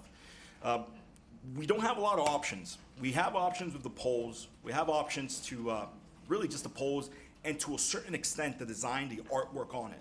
But keep in mind, as artwork, there's rules that govern us relating to signs. We can't have stop sign script fonts. We can't have language or avenues or streets with script fonts. We have to conform to the MUTCD standards. These are the standards that govern these fonts. So with that said, just bringing it back down. So the price range, it's we just provided you, it's 234 to 313. That includes seeking the approval for these signs. Can you repeat that amount again? Yeah, so the range for actual implementation, a more realistic number of what you're looking at, based on what we got back from vendors, 234 to 313,000. This is what you're looking at for a full turnkey project cost. With that said, there is the big component that now we're in a price range where we're gonna have to procure this in some way or another. Fortunately enough, the 234 to 313 doesn't include all the material. There's a certain amount of work that needs to go into the installation of these signs. So with that said, we would be able to classify this project under, we would be able to waive the competitive bidding considering it's a public works project, but we would have to go and get 3 bids for this. We would have to go out there. So I could provide you 3 final options, 1, 2, and 3, that would most likely be best streamlined with the county to try and get this approval process faster, since it does involve a county approval, and that is some kind of coordination that does involve time. But again, at the same time, we can already start the resolution to do the interlocal agreement with the county, so it's 2 parallel processes that ultimately end up in purchasing these signs and installing them. So this is the information we bring forth to you as far as the framework goes. I'm sorry, can lights be put on the top of these? Lights cannot be placed on these lights. Okay. No. The type of material on these signs, it's engineering reflective material where light shines into it and therefore reflects back in a diamond pattern. So no, we cannot install that. That would be against the standards. Through the mayor, if I may, one thing, this does not include decorative poles. This goes on that regular metal, steel V-shaped pole that's out, U-shaped pole that's out there. If you want decorative poles, that's gonna be considerably more. That's only for the sign? The pole, the light itself, correct? Yes. This whole thing? He just said the pole. No, he just said the signs, not the pole. Wait. That's All right, 300,000. point of information. You're showing me the picture with a black, I'm gonna go through, black post, a red stop sign, and two things. You're saying it's not including that whole thing? It's including the whole thing, including installation. Okay. With the poles as well, not on the current poles. Not on the current What poles. we're The looking poles at, we have right? out here, That, did you that see project, that? right. Want to make That- sure we clear that. Correct. So that project, that project is what you're priced out, the full scope of work, including the base level. Okay. My correct, it's not included in installation. Okay, okay, then I have two quick questions through the mayor. One, if we put these in now, through undergrounding, will that be affected? Are we working backwards? Yeah, so no, that was the last part of the presentation, one but more we after. can just jump in right into the questions. So That's the question one. is, If we put these in tomorrow and we start undergrounding in a year, are we ripping them back out and then paying to reinstall them, or are we okay? So that's one question. short answer is yes. If you install these now, they may be in conflict with the utilities underground project, which therefore would have to be removed and reinstalled, and that has some kind of cost affiliated to it. Okay. Well, who's paying for the cost to remove the current ones and put it back? We are. Because we have ones, so that cost is already incurred into Well, the just a undergrounding. remove and reinstall costs, yeah, not the purchase of the material. Keep in mind that when you pull signs and they get placed to the side, there's a risk of getting damaged, and these are custom products. I'm in construction, nothing ever gets damaged. And so, yeah. And then I got only very good shot, Senator. Very good shot. Here's so one comment, because on just looking at these, is it possible to have the finial be a turtle? You could have, it doesn't have to We be a could cast town, it? it doesn't have to be a town seal. You can cast it, but you're talking about something that's printed to something that's casted. It does drive the cost. The more we input towards the design of this, it does, we meet once a month. Jason's going to tell you that we love the tourists love to see those turtles on the stop sign. So we can get creative, right, Mr. Finance Manager? That's actually a very good idea. The casting would have a lead time That's to nice. it. There's it's an option on.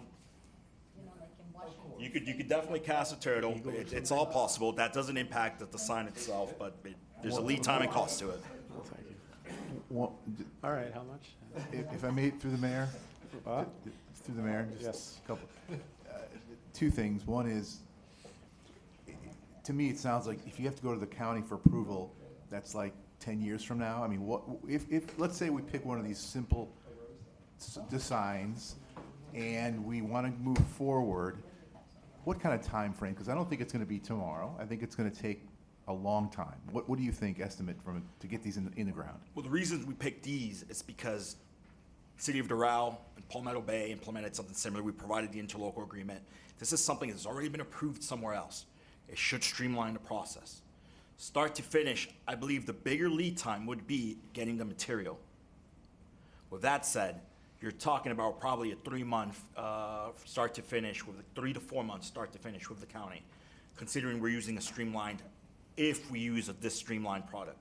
Anything else, they would have to be reviewed. Is it approved county product? If it's not, then we have to go ahead and explain why it conforms to the standards.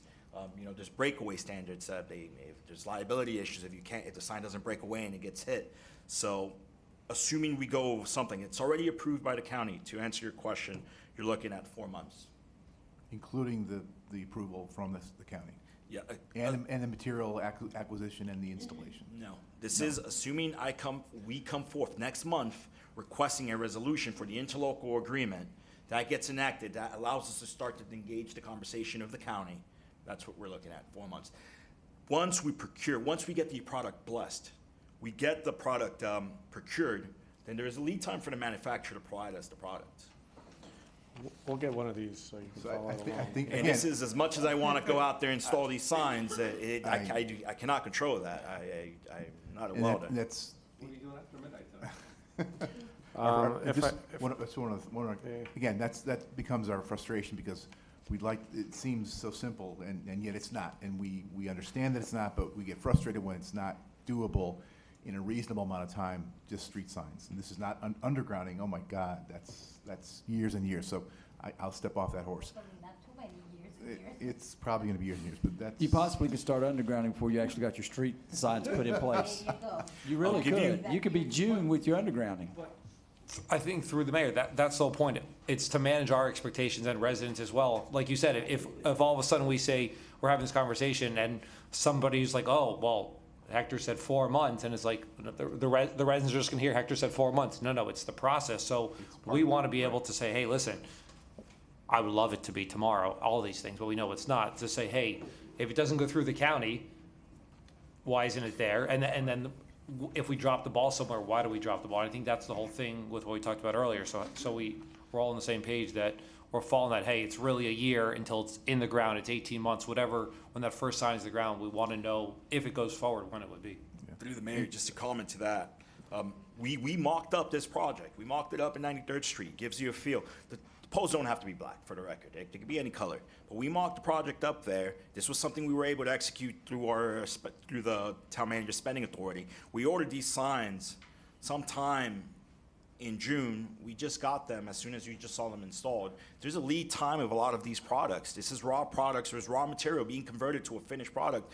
You know, in the times we're in, there's a lot of lead time to these products. And as much as I want to go and install signs, which I do, I think this is a great idea, there is certain things, parameters we can't control, but we can sure schedule. Just one more, through the mayor, one more question. I've had at least one resident offer his assistance in helping us design something perhaps unique, historical for Surfside. If we deviate from the agreed to or the approved icons or emblems that are, how much more time would that take to the process, do you think? If we did have somebody come up with a unique design that we would agree on? That's a difficult question, and through the mayor, it's a difficult question to answer because we have to see what the product is. You know, these products have to confine to a lot of current standards that the county has, including hurricane standards. There's certain wind loads and certain liability as far as breakaways that they need to have. And I cannot provide that answer today, but I could surely, based on what conceptual, is it a decorative sign? That would definitely guide me if it's more decorative, more monumental than just a single pole. But I could definitely provide the parameters that they need to be conforming to, and that would help answer that question better. All right, so if I may, just to move this item forward, the last time this came before the commission, we agreed that we would like to see essentially pricing on this project to see if we want to move forward. Given that we kind of have a number, obviously I'm going to ask you to come back with some more samples and see if we can lower that a bit. But we know what the number is more or less for a solution that's ready, right? We don't want to start from scratch with a design and wait 2 years to start going through.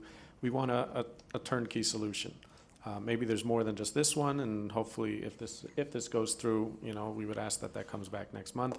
But I think the first step is to find out if there's a consensus within the commission to move forward given the price that we were just given. I think 340, right? Can I just add my comments? Sure. Well, yeah. Go for it. I just, I'm not as happy with the designs. To me, they're like too fussy and too hard So I'm not to read. solid. We're not talking the design. So, and my other concern is to coordinate it with impending improvements in our town and to keep everything comprehensive and cohesive. So I just wanted to add my comments. Appreciate it. Thank you. So I did get an email from a resident, who did say that this has to fit within the design of the town, and we need probably the same Right. one that a lot of us got. The response to that I gave is that the town design is changing, right? We have our town planner here. I don't think there's anything you can put your thumb on right now. You're seeing new development, new houses. Who's going to define what the style of the town is right now? I think at this point, I'm not crazy about these elements right now. I would also like to see more options, but I think before we even direct the town to come back with more options, given that we know more or less what the price is there still a consensus to move forward? if we all, I think we have a consensus on that. Yes. So I would ask, I mean, first of all, I don't know if any of you have seen the holiday signs that the tourist manager started putting together for the tourist board that's coming up, the meeting. We have some very talented people in-house. I would love for them to design some of these, you know, come up with some options. Because we have that space, right, where the logo is now, or there was a turtle in some of the as long as the font is right and the ink and, you know, there's a certain structure that we got to stick with, but we do have a little place to play, you know. I would love to see the tourist board, you know, Frank and his team come back with a design element, you know, some solution, some design samples for this sign, you know, because we have that creativity in town, so why not utilize it? I would like to see, and I think many of us here have said that, we would like to see some other options that are ready to go, so we don't have to start from scratch and start designing a pole from scratch and making sure it's getting approved. You know, given what the county would already approve and shorten that limit, to see a few other options, if it's pole color, pole style, maybe a few more sign styles, not crazy about any of these. And then, you know, we can have this conversation next month with our art department. I just wanted to mention, because you mentioned something about these are from like Doral and stuff like that, and I know that the signs that they have like in Golden Beach are very nice as well. I don't know if we can piggyback off whatever they've done over there and maybe bring an option like that as well here. I mean, they changed all their signs. They even did the mailboxes. Everybody's mailbox is the same. Not going that far, but I'm just saying the signs were nice. So, and I think they're more in the design is more like what you brought last month or the previous month, something more kind of. Yeah, I mean, I was just bringing a visual representation of what I was trying to talk about. I wasn't pushing any designs, but yeah, I think there's a lot more that we can see, you know, and that was kind of the, you know, my disappointment was to see just two styles. But I think it's important that we move forward and agree to that price first before we start putting in all that work. I think we have that, right? Make a motion to move forward with this project and see more options. Had a quick through the mayor. I want to clarify a few items so that we can better bring something forth before we start the motions process. So, or it sounds like the consensus is let's move forward with something. With that said, this will involve a design that's to be determined. Therefore, a pricing cannot be provided yet until we finalize a design. So my first question is, do we want to? Well, you gave us a range, right? And I think we agreed to that range. I give you a price range based on the existing conditions that you have there. If we want to go into casting stuff, it will cost more money. I don't think there's to start going into casting on it. But that's where we're in when we start I've comparing only got 2 ourselves to votes to Golden put my Beach. face on the top, but in the meantime, you know. Just want to add to that. Other municipalities, they've implemented something like this, but it's not. What happened to the turtle? I thought the turtles was a good idea for the tourism event. The artwork on the sign instead of I recommend that, you know, the commission take a look at some of the designs that the tourist board is putting together for the holiday signs that will be going up.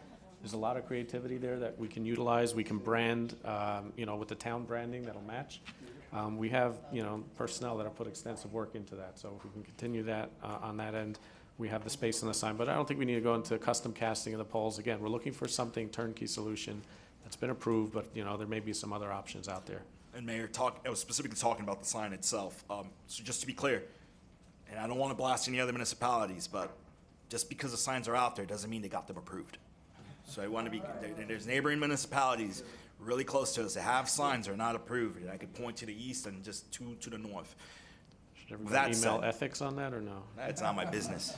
Yeah, let's not give any names. But with that said, so the design will go through the tourism process. That's where the design will be approved. It will be brought forth with 3 different cost options. Do we want to bring forth a resolution next month already to engage the interlocal agreement so that we can already start engaging with the county? I don't want that to be a process. Do you need a finalized, you know? We need a resolution. Do you need a design? No. Or as long as it comes from one of these companies? And Mayor, we need a resolution allowing the town manager to negotiate with Miami-Dade County an interlocal agreement that would establish the parameters for the maintenance work as well as the liabilities of this sign. And this is something that can be done without the sign itself. All right. Do your thing, Mr. Vice Mayor. I make a motion to bring a resolution forward for the commission, for the next meeting for the commission, or I guess the town manager, and to engage with the interlocal agreements. So. I second that. Does that make sense, Sandra? If I may, I'm sorry to interrupt. Hector, do you think that we would have a draft interlocal agreement from the county by Friday or the deadline for the agenda? And Mayor, Attorney, Question for we have sample interlocal agreements. We have sample interlocal agreements that were already established by Doral, Palmetto Bay. All we're looking for is a resolution to allow us to engage into creating these interlocal agreements, Surfside specific. So then that's a yes. Can I have? Yeah, I just note that those interlocals are 2006 and 2007. But if you want the resolution to authorize staff to negotiate and enter into an interlocal agreement without the actual agreement included in the agenda, I mean, that's That's what an we're seeking. option. That's what we're seeking. We're seeking to start the process so that ultimately we'll come back with an interlocal agreement for commission approval. But that is what we're seeking.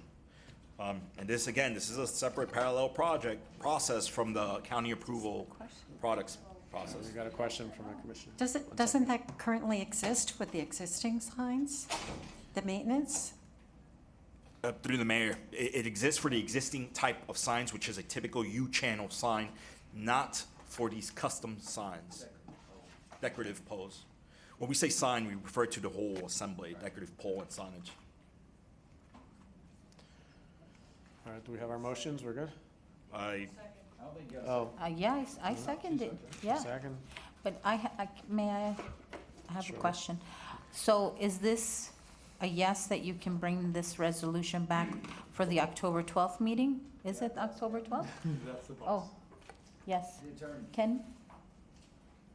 Yeah, I think it's, if you're looking for a resolution that generally authorizes the town administration to work with the county in moving this process forward and negotiate and enter into an interlocal agreement, I think it's possible. It Yeah. sounds like you have half the course. thing written already, so. We're good. All right. Yeah, so we need to call the vote or just? All in favor, say aye. Aye. Any opposed? The motion carries. All right. Thank you, Hector. Item 2F, do you guys want a 2-minute break? Yeah, please. Yeah, a 5-minute break? All right. We need a motion for that. I'll make a motion to a 2-minute break, a 5-minute break? Yeah. 5-minute break. Second. Second. All in favor, say aye. Aye.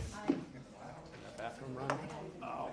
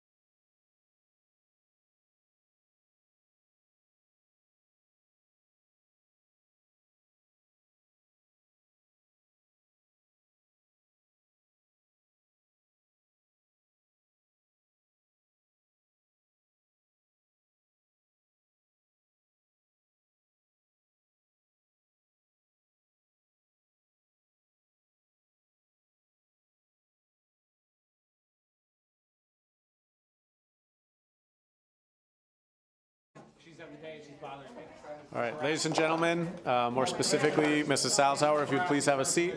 You did promise us you were done coming to the meeting complaining. This is what she said. We're done. Great. Okay, we are going to continue. If everyone can please have their seat.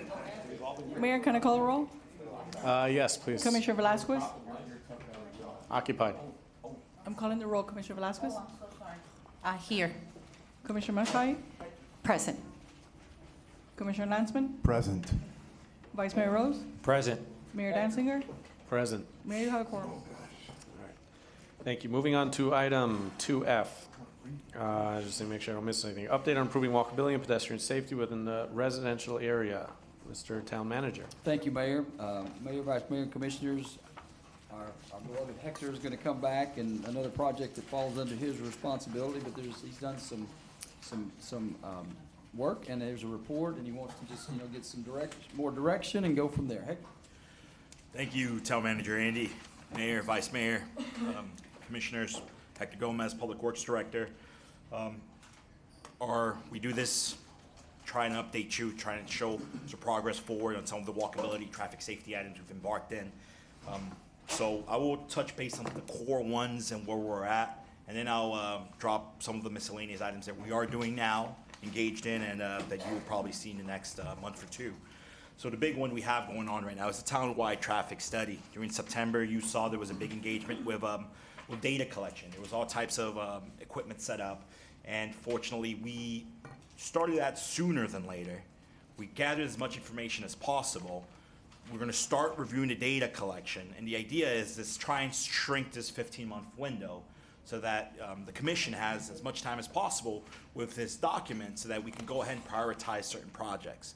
So the data collection, I'm glad we were able to accomplish it in a much shorter time frame. We do have a project schedule, and we will share that accordingly, and you will notice that the time frame for data collection and to what we actually did, it's definitely from the baseline to the first update, you will see a big movement there. With that said, data collection is not just what you physically saw, it's also now grabbing traffic crash reports and stuff of that nature that currently right now, it's the other part of it that's happening. With that said, you did see the items in September. We pulled out the majority of the items. There's some stuff still installed throughout where we're still trying to gather some more data. And lastly, there will be another engagement of certain installation of traffic counts, specifically with the Byron and Bay Drive to try and justify certain types of closures. Additionally, with the intrusion of traffic, so you will definitely see it more around the St. Joseph, around the 88th Street, and coming in from 96. Try and just count what's coming into the town and then what's leaving the town. So we are going to engage that. That's the second part of the data collection process that you will see. With that said, we discussed the community outreach meeting. We are going to have one of the meetings with the residents so that they can engage us and we can go ahead and provide some information towards them. And then in doing so, we will kind of see what the residents want. We want to do that resident engagement part. We were going to do it initially more towards December. We've discussed this, and now it's going to be more after the data is provided. We want to have that data for the residents to see, these are the issues. Now let's talk more. We want to give something to the residents that we could actually mold rather than just let's talk about ideas and what's really doable or not without having seen the data. So we're going to go ahead and push that from December sometime towards second quarter of fiscal year 23, and that will be reflected in the schedule as a change. The one-way trial implementation strategies update. We were tasked as an administration last month, what would it take to do a one-way implementation? And how much is it going to cost us? This is just providing you the information, again, the framework, so that you could best form your direction towards us. So with that said, the direction was, how much is it going to cost us? And lastly, again, what does it take? So it's a two-part process. So let's talk about the process that involves the county approval. We will require county approval. Point of information, Vice Mayor. when you say one way, are you talking about just the streets, just the avenues? What are you, so we can all know, everyone knows which you're talking about for one way right now? Vice Mayor, through the mayor, we are talking about specifically streets. The avenues were determined to be arterial, and it would be very difficult to implement, and to the point where the county already gave us a heads up. It's most likely an avenue will not be approved for a one-way because it is considered an arterial or a collector roadway. Therefore, any one-way implementation would have to be specific to streets. Into that, not all streets can be converted one way. So out of the 9 streets that we have from 88th to 96, you're looking at, well, let's go through them. 88th, you cannot, because you're Biscaya and it's the main coming in from Miami Beach. 89th, we can. 90th, we can. That's where the initial one-way trial occurred. 91st, you cannot. It is Surfside Boulevard, and it is determined a feeder street for another municipality. 92nd, we can. 93rd, we can't, because it is the feeder towards Town Hall, and we want to keep that funnel in and out to Town Hall. 94th, we can. 95th, we can. 96 is a state road, and therefore we can't. So when you look at all of those, we could do out of the analysis, and this will lead into the cost estimate, 5 roadways. That's what we're looking at, 5 streets to be converted one way. Information, I'm sorry. I have a question. Now, for example, on like 95th, which would be great if you make it going towards Collings, because we would eliminate a lot of issues there. So I would love that one, you know, going east.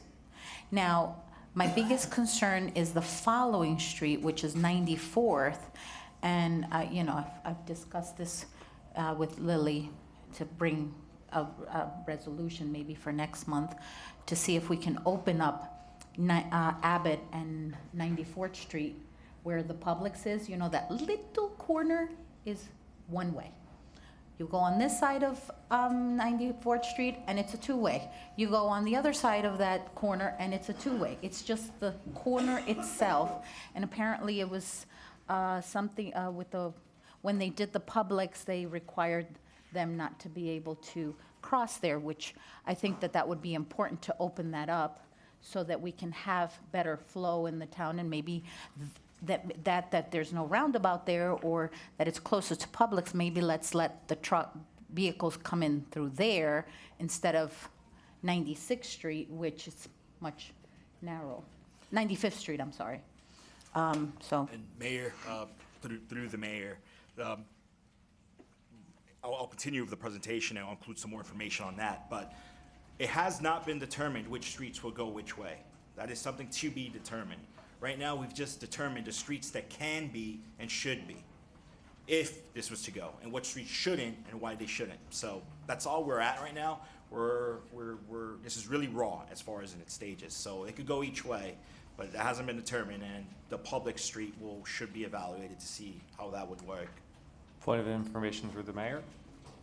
Is it going to be a question? It's going to be a quick question.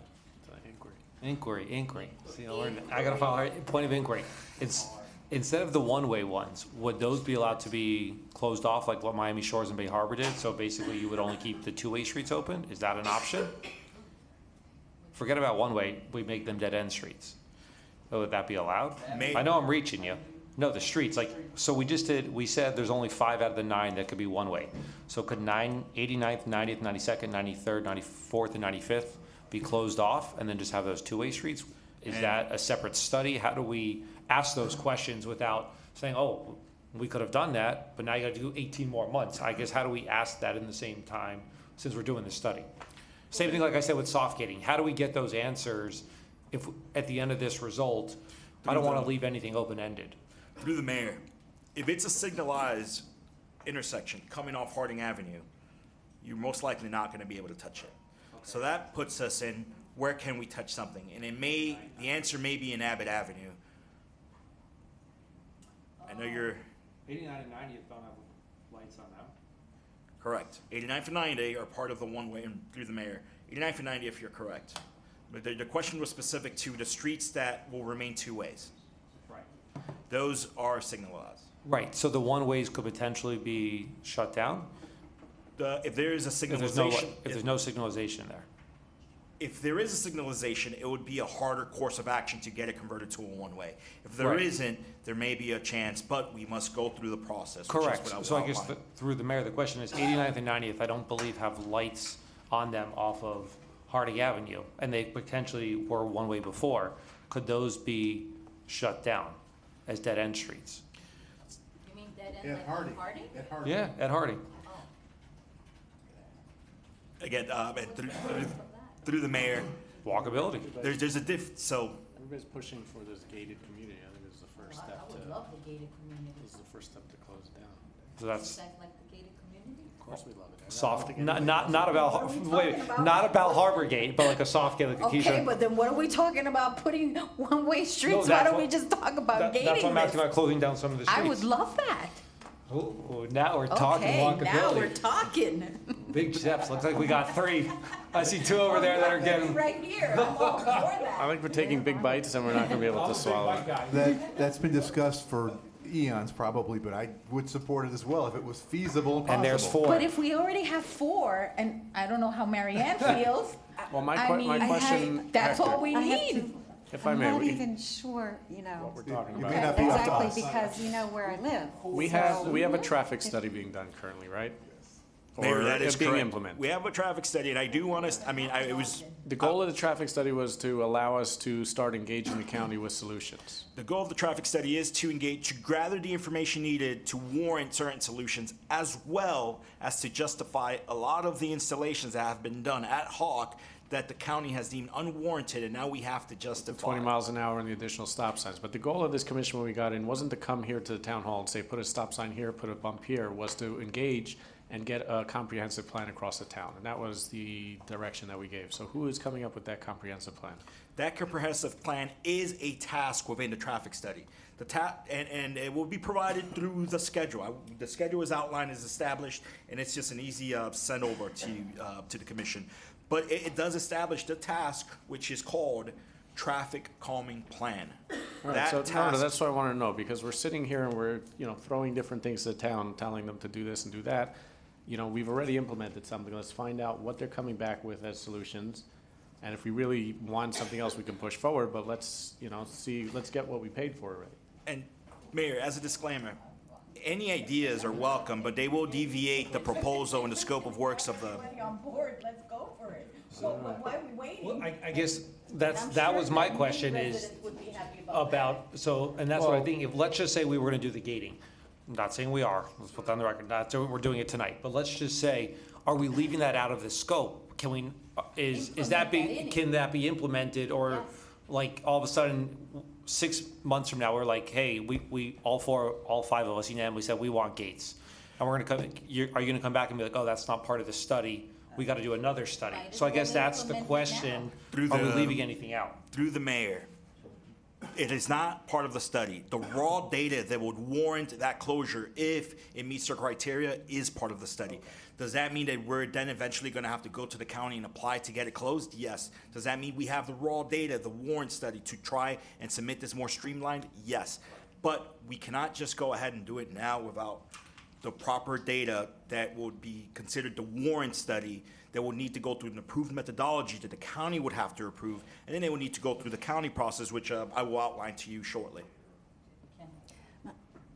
But you're good, I'm sorry, I'm sorry. Go ahead, Mary. My main concern would be on Harding Avenue, where the stores are, between 96 and 94th, because people have to get to parking lots. So I'm not sure exactly, you can't do one way on 95th Street, and you have to allow people to shop and park in parking lots.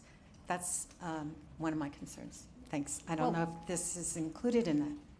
Well, maybe on 95th Street in particular, do from Abbott into the town, like from Abbott to Bay Drive, one way going towards Harding, and leave the district area a two-way street, because you're absolutely right. You do need to have Abbott Avenue, where the business district is, to be 2 ways, and Harding as well, and Collings is only 1 way already.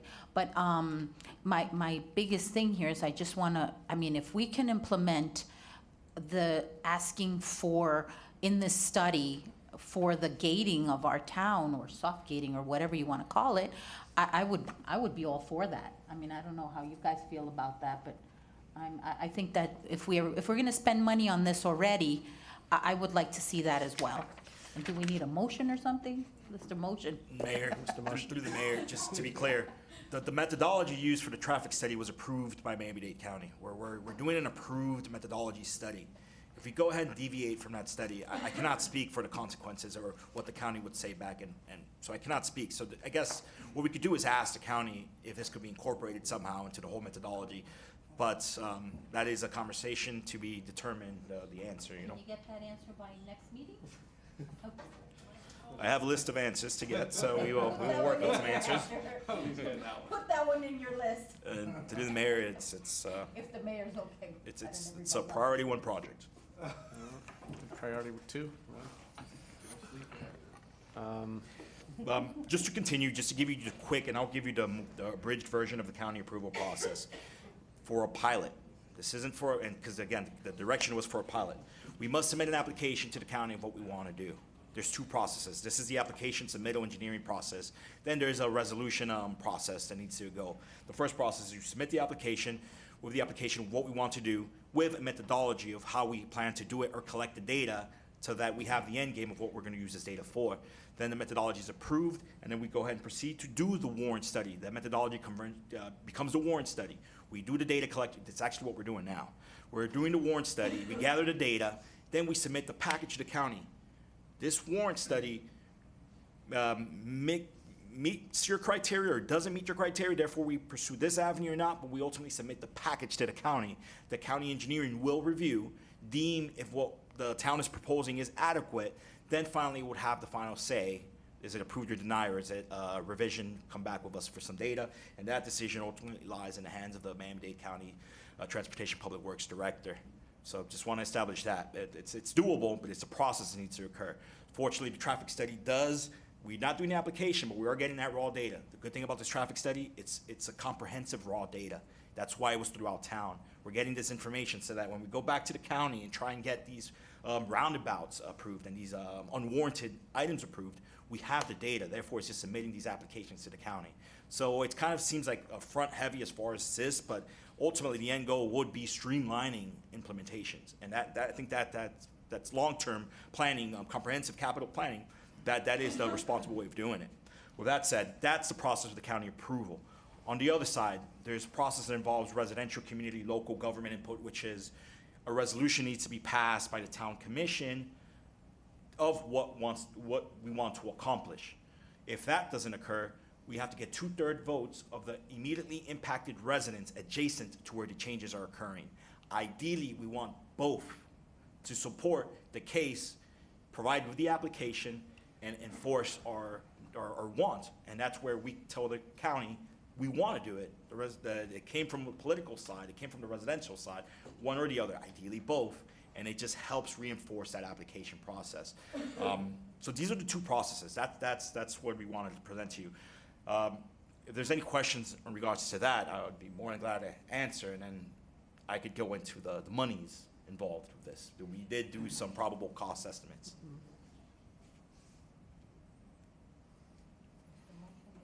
I don't know what my motion is, but I'll find and make a motion to do it all, but I don't know where we're going with it. I mean, I know we gotta wait, but I guess Problem is we have three items mixed into one, right? You have walkability, which I think everybody here said, hey, we want a mixed-use lane in town. That turned into, well, we don't have the space. Okay, here's an opportunity to take the streets and make them one-way. And then there's the overall, let's slow down traffic through town. And somehow that got merged into one big project as opposed if we took each one of them separately. It would have been easier for us to digest and move forward with each one individually. Right now they're tied to each other and some of them are going to take a lot longer than others. But I think a lot of us, are getting frustrated because we feel that some of them are ready to move forward. But unfortunately, they're entwined with the larger project and the bigger scope, and we can't move forward on any of those. Mayor, and so now I'll proceed with my presentation of the overall, because I think there is some light towards the end of the presentation. They may unravel some of the mixing, and I would hope that's what we accomplish. So with that said, just to give you some quick prices, if we were to do the one-way implementation, the pilot, it could be as simple as striping and changing signs. That has a cost, and therefore it's provided $173K. It's thermal striping, proper signage conversion, Just simple implementation. It's enough to get the traffic flow directions out there. A more moderate implementation is adding an additional barrier so that you have protection for the area that's used sort of one-way traffic, the other way, one-way, whatever we choose to do, which is ideally the pedestrian safety area. So that, to create that safety buffer, as well as to implement something like the commissioner said.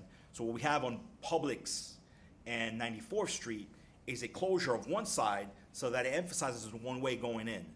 Something like that implemented across the other 5, but it would probably be implemented somewhere on the Abbott Avenue side, because you need to allow for the two-way traffic along Abbott so that there is some interconnectivity for more of the commercial areas. Can I ask you, what kind of delineators are we talking about? Last time they threw orange cones, which freaked out everybody, and they wrote the word tree on it. I'm just curious. Certain people couldn't understand. I don't even know if it was just like. There was a picture of it. Otherwise, that confused a lot of residents, so I'm wondering what we're talking about. Are we talking potted plants? Like, what are we, for, what is it, 43,200? What kind of delineators are we getting through the project? We are talking about county-approved delineators like you would see on I-95. Like the white? Yes. Reflective delineators. How many feet apart? Are they 10 put, feet apart. Are they put into the concrete, or they're just? They're anchored into the asphalt surface. This is, I guess, a question for the mayor. The one, but and this, right, I think we all keep getting confused, at least I do myself. Can we do the one-way before we finish? Are we gonna have a problem if we do it? I guess that's where I keep. That's the question we keep circling back to. That, I just want, I guess, a straight answer. If we said yes tonight on the 173, we're doing one-ways, are you gonna come back and be like, you screwed up the study, the implementation, like, what, that's where I think we're all getting confused. We just Through want a the straight mayor, answer. county was not happy that we did the first round of one-ways because we did not seek their approval. Fortunately, it was a 2-month period and it was off, so by the time they asked us to remove this, it was off. But it needs to seek county approval, it needs to go through an application process that we will need to seek. So, through the mayor, do we have to wait till the end of the study, or could we start that tonight? That application process, I guess that's my question. You should, and through the mayor, the responsible thing is know what our issues are through an actual raw data collection standpoint.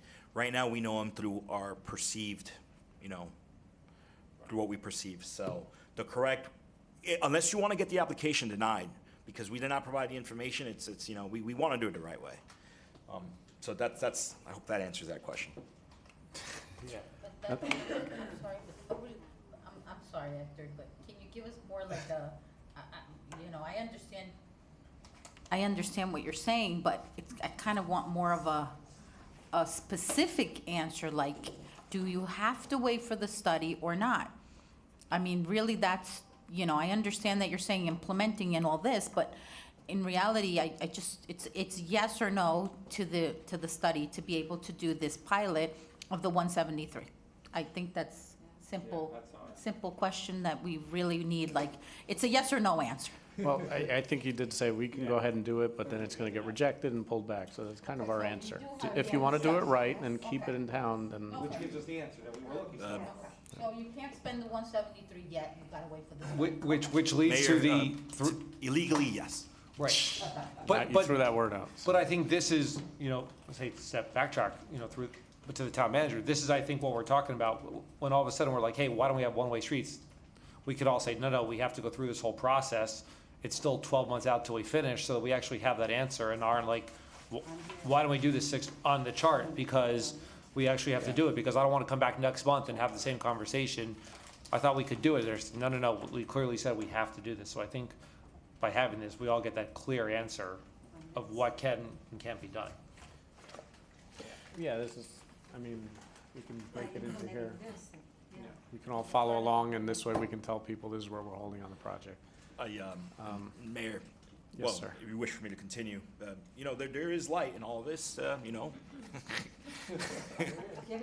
is light. So phasing into the last bullet, 90, So what do you need from us to move forward, right? At this point, it seems like we're doing the study. We need to wait for that to be completed before we submit a package to the county. Is there anything that you need from us to move forward on this? And Mayor, there's something we can do. So right now, we are doing the correct thing. We are moving towards it. We are not waiting. The traffic study will get us this information. You know, this will ultimately, too, the final decision is in the hands of the Miami-Dade County Public Works Transportation Director. But, you know, they have a boss they report to as well. And I think right now, just massaging that from a higher being, we may be able to push this through a lot smoother than just surprise them later. So what I mean by that is, Can we authorize a budget for Hector to take him out for lunch and things, or? you know, all I'm saying is, you know, they have commissioners they respond to as well, and if the idea is out there already, it just means that now we're just implementing it, but we're not shocking them with an idea a year from now. So all I'm saying is, from a political standpoint, you know, just massaging that muscle it would help this case. I think just let us know how many months the massaging is going to take place. Exactly. So, last thing for me, and through the mayor, I don't want to leave out the fact about the dead-end streets or the potential gating. So, do you need direction, the town manager, does Hector, what is the, I don't want you to come back a year from now and be like, nah, you got to do this again. So how do we know that that's a potential option when we finish, let's say, the study in 12 or 15 months?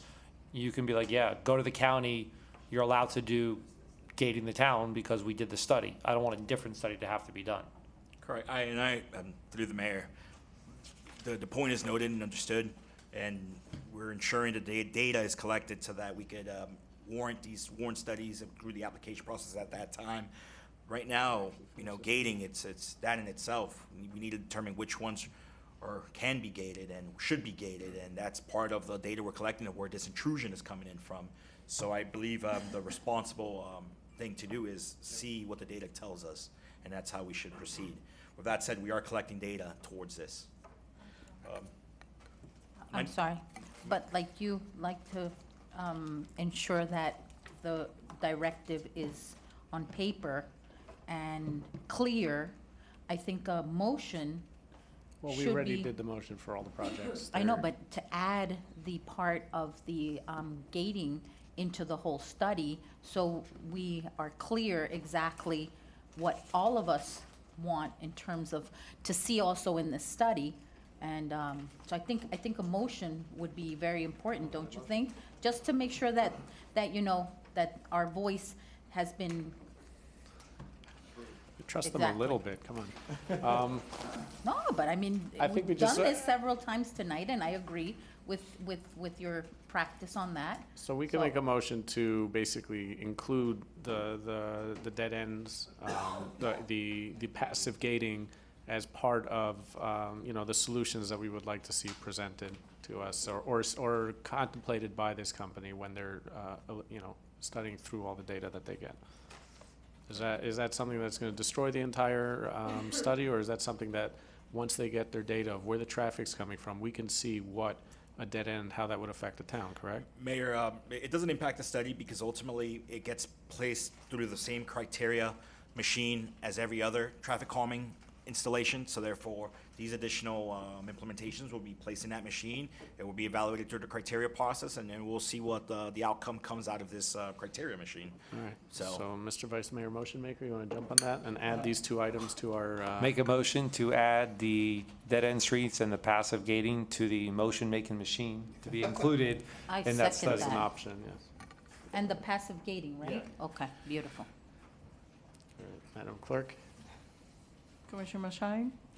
Yes. Commissioner Lansman? Yes. Commissioner Velasquez? Yes. Vice Mayor Rose? Yes. Mayor Danziger? Yes. Mayor, the motion carries. All right. Two more. I don't want to jinx it, but we may finish this agenda before 11. we're 5-0. There you go. And everything's We will. We have two items. Before 1 you mean, or Before 1. No, before 11, we'll be done. All right. Let's try, yeah. So, well, Carmen's been waiting. This is- I don't know about. They may fly away. Hedges in the right of way. Thank you, Hector.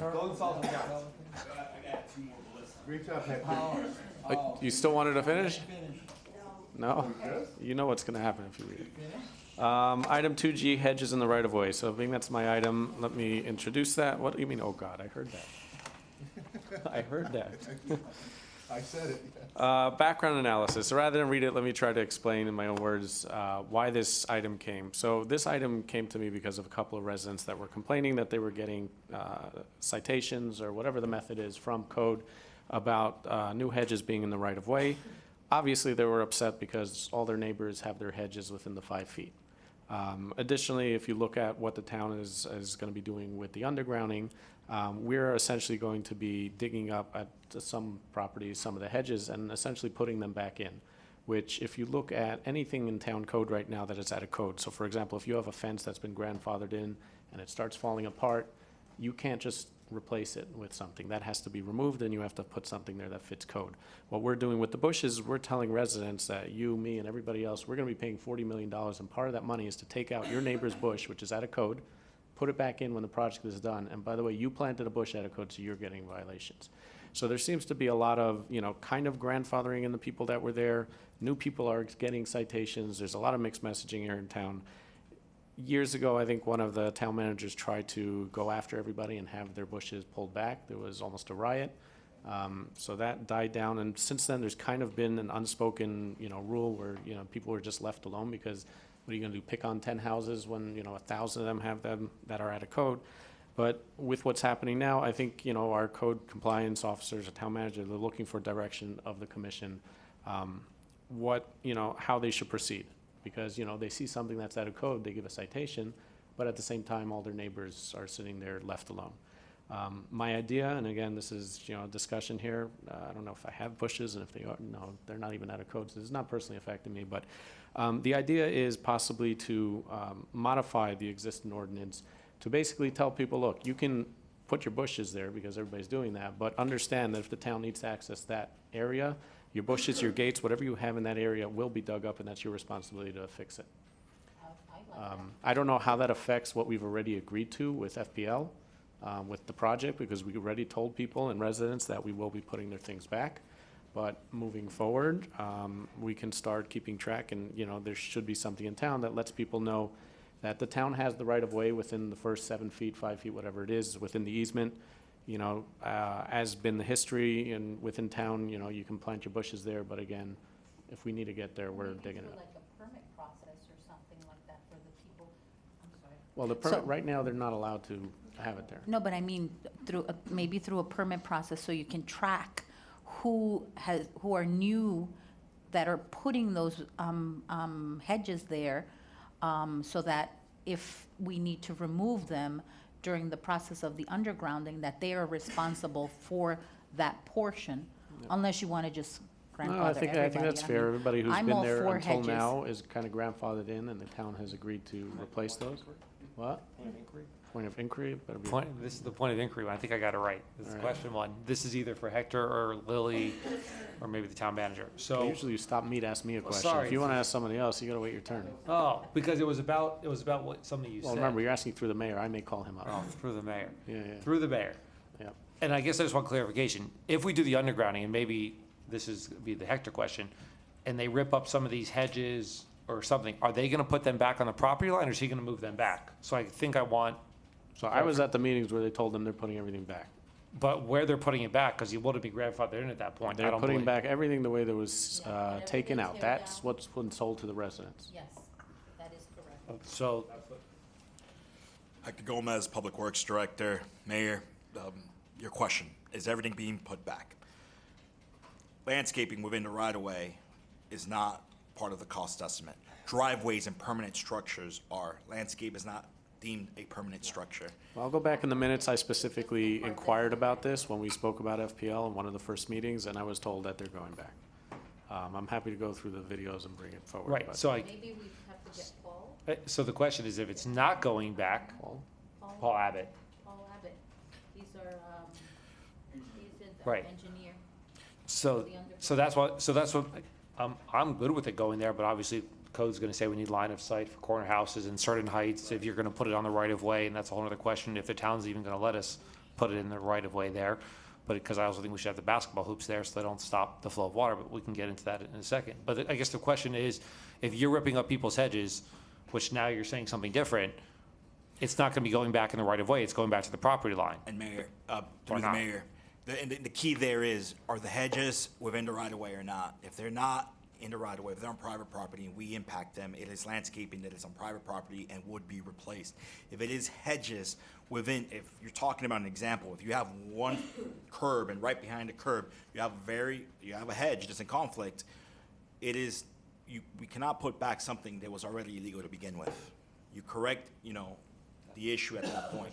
Driveways do not count in that because Well, again, I driveways. think the residents here are under a very different impression, and we're talking about a major project, and there needs to be a lot of clarity on this, because, like I said, I brought this up at a meeting prior, and I was told everything is going back the way it was, the money was allocated for that. No.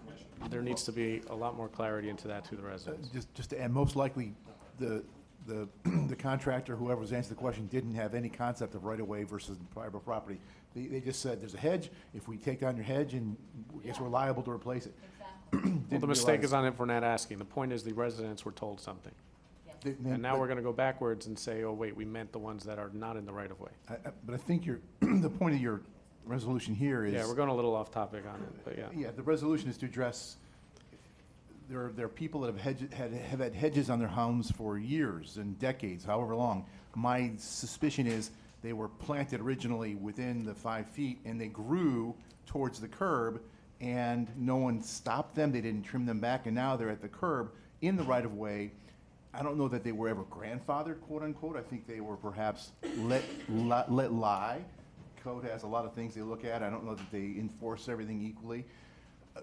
So now they're being suggested to trim them back, and they don't want to do that. When I put in my hedge 8 years ago, I made it sure it was outside the 5 feet, and I've tried to maintain the structure within those 5 feet. I understand why people might be frustrated if they let it go to the curb, and now we're saying you've got to cut it back, but I don't know that it relates anything to the undergrounding. I think it's simply current residents saying, I don't want to be hassled by code because my hedge is at the curb. And Well, taking undergrounding away from this conversation, we still have residents whose bushes are out of code. And you're talking about overgrowth. I'm talking about people who planted their bushes within the 7 feet. I have a neighbor who planted her bushes literally an inch from the curb because she doesn't like dogs walking on the front part of her lawn. Then that was This has illegal been to left begin with. alone for years. But now you have new residents who are getting citations for planting bushes in the same area where their neighbors have their bushes, and they've been left alone.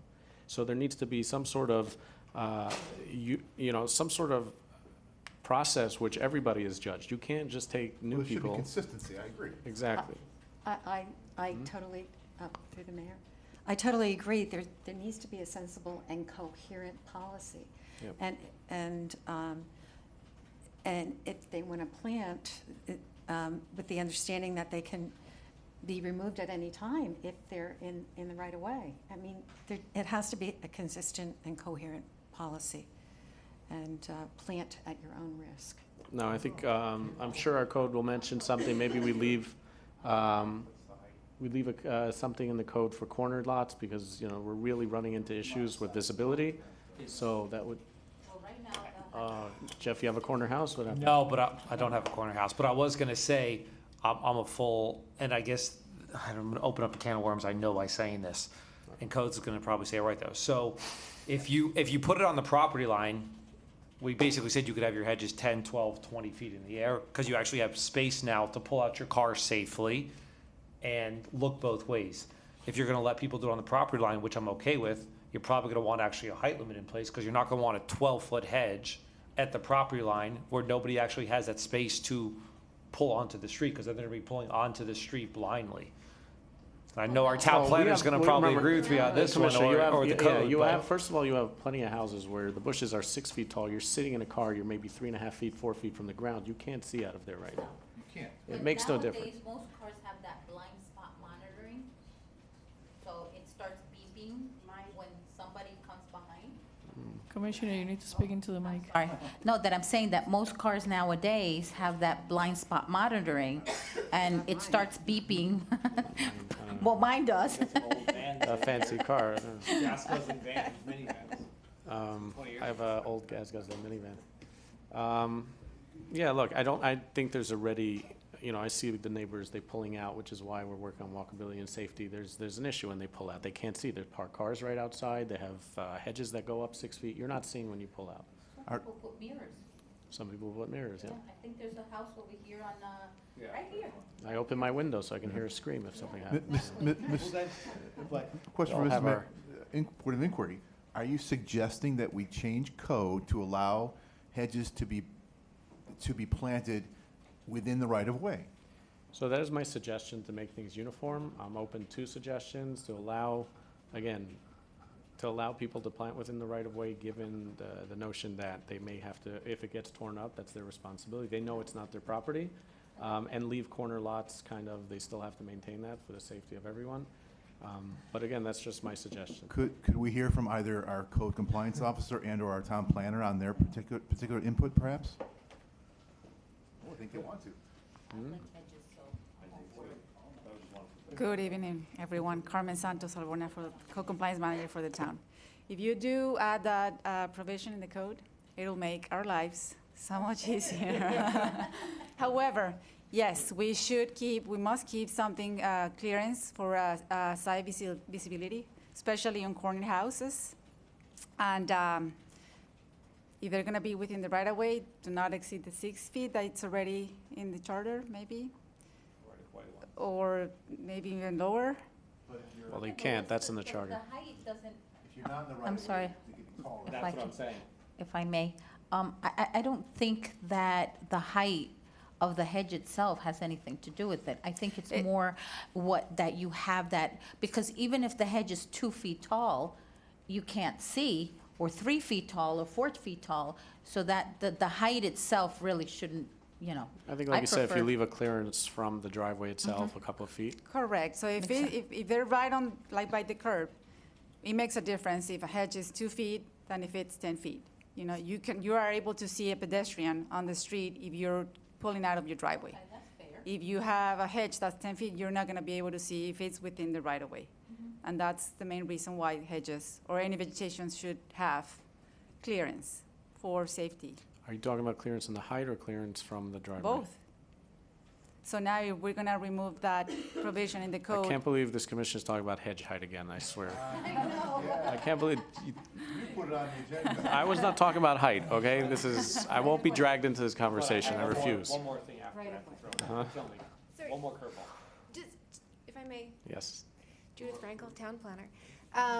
Just to that point, it was always my opinion that I didn't think that it was really a good use of code compliance's time to go out there and measure hedge heights. So if things stay on the property, it's easier for them to say, okay, that's the property line. Once it's in the right-of-way, gonna have to do more monitoring of how it's growing, where it is, to make sure it's out of these line of sights. And we do have provisions in the code at the moment that address those line of sights. I think to Hector's application to Miami-Dade, they're gonna bring up and make sure that we are meeting those line of sights, because they're gonna say we say we want stop signs, and they say, well, if you have a clear line of sight, then you don't need a stop sign. And we're saying, well, there's private property hedges, it's all in conflict. And to the point of walkability, having those hedges that, I mean, and they're living things, right? They'll continue to grow closer and closer to the corner. And it's a visibility issue for bikers, scooters, walkers, rollerbladers coming, around those corners. So I would caution you about putting anything permanently in the code about homeowners being allowed to place things in the right of way. I mean, the town attorney can speak to the legality of that, because then I would worry that then we would be liable in case something came up. The roots that grow into whatever gets planted, what gets undergrounded there, all those kinds of things. So that kind of puts us back at square one, because like I said, initially the town kind of left it alone, but it seems to be an issue that's been arising now. So, I mean, I don't know if we just tell the town, the code compliance to kind of just tell him. I mean, That's because the. Yeah, he's the town manager. Because Tell the town manager to tell the town code compliance officer. Well, I mean, how do we? Yeah, how do you say ignore this code? We can't sit up here and say ignore a code. I would say we're in a transition period at the moment because of the undergrounding. So we're proceeding with those plans. So it doesn't make sense right now, as Hector said, to make any plans for the right-of-way. We could let people know that this is a transitionary period and that you have planted something in the right-of-way, and to be aware of that, and this is what the code is, but that we don't necessarily going to force them to do something about it because maybe FPL is going to do it for them at some point. I don't know. It's And through the mayor, these hedges can be trimmed back. I know residents don't want to do that, but if they've grown and encroached again to the curb, they can. I saw one homeowner do that. They can be cut back. It might not be as beautiful right away because there'll be some open area, there'll be leaves, but they can be trimmed back. And they What should we're be talking trimmed about, back, and I've frankly. seen properties, the bushes is 2-3 feet wide. When they plant them on the curb, you're within 5 to 7 feet of, you can trim it back to nothing, but you're still in the complete, your bushes is completely in the right of way. It hasn't grown into it. I'm talking about people that have specifically planted at the edge of the property. Right, So there they are can two get more different land, issues. you know, more of the front They yard. should be busted and coded, put in Well, code jail. just to add What about everybody else who did it? So Do you want to tomorrow, be the commission? No, if- I'm not going to be the commission Fred. that chases after 1,000 residents whose bushes are out of Commissioner code. Landsman, tomorrow you put your street in there. Is code supposed to just look the other way, or are we going to enforce that or not? I guess that's the question. Tomorrow, so you plant right in the right of way. Are we looking the other way and just saying, hey, she's going to send a letter, hey, this is the right of way, you planted there, it's okay, because it may get torn up? If someone newly plants in the right of way, I think that's a violation of code and should not be allowed. Which is what we've been doing, and our convincing speech to achieve voluntary compliance for people that planted, recently hedges in the right of way, is that eventually all the properties that are not in compliance will be put in compliance by whatever undergrounding, or if the town needs to access the right of way. So that's how we explain, and we are able to achieve voluntary compliance. So Mayor, if I may. eventually. You guys are talking about walkability. If we decide to put sidewalks in, they're all coming out. That was my curveball. 100%. That was my curveball Every question. tree, every hedge, everything. Well, I can say, I don't think there's a- You are the walkability commission, so don't hamstring us And by I- saying you can leave hedges. I would support that. I use that 5 feet for a doggone sidewalk throughout the entirety of the town. I was just going to, that was my That is curveball never question. going to fly in this town. I think the only idea that came with a sidewalk was one-sided parking and build a sidewalk. That's never going to happen. The sidewalk in the right-of-way would not take anything away from our streets. You'd have two-way streets still, and you'd have a sidewalk to be able to walk down. I would recommend you drive through the neighborhood and see how many of your residents you are going to affect with that. Oh, no, I would not And support tear up their that. bushes and tear up their mailbox and tear up everything that And their they've had for driveway, 20 you're years, pulling 30 back years, their and tell them, oh, driveway. we're putting a sidewalk If through you your want yard. walkability without trying to do this one way. It's and very closing easy. off- Take away one-side parking, which we're planning on doing anyways Easy? with the, I it don't is think very it's easy because easy. now you have the space. I don't think- I Hector think gave us a easy is the wrong presentation word on to this. use, but we can leave it there. I have a Easy meaning question, it's a Point solution. of inquiry. Yes. When you buy a house, isn't that a given that you should know there's a 5-foot right-of-way? There is, but the question is where we are today. We all know what's to code and Okay, what's I'm not. And the just problem is we have checking 1,000+ residents who are out of code that are being left alone. I'm gonna go back to the beginning of this item because we got way off topic. There's a, let's say, that's what I'm trying to get to. But again, there's a code. I don't know if we can tell the town manager to tell code compliance to ignore a code. George, can I ask you for your brilliant opinion, if I may? Well, we're not telling our As code our- enforcement, we're telling our town manager. I'm making That's a different. George Kuslis, As a 92 subject matter expert, 25 which has been Collins challenged by, Avenue. yes. In suburb after suburb, everywhere, there's always a strip in front that's part of the right-of-way, but it's not asphalt. And people plant there all the time. There may be street trees, you consider it yours. You have grass there, you mow it. It's not like you say, I'm mowing up to this line, the town better come and mow that. No, you take care of that strip.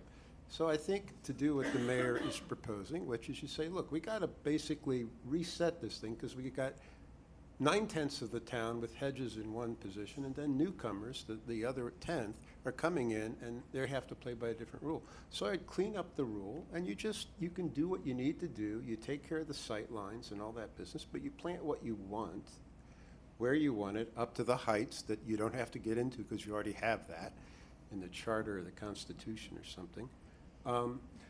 And But at the same time, if the town has to come back in and put in a new sewer line there, your bushes are coming out. It's that simple.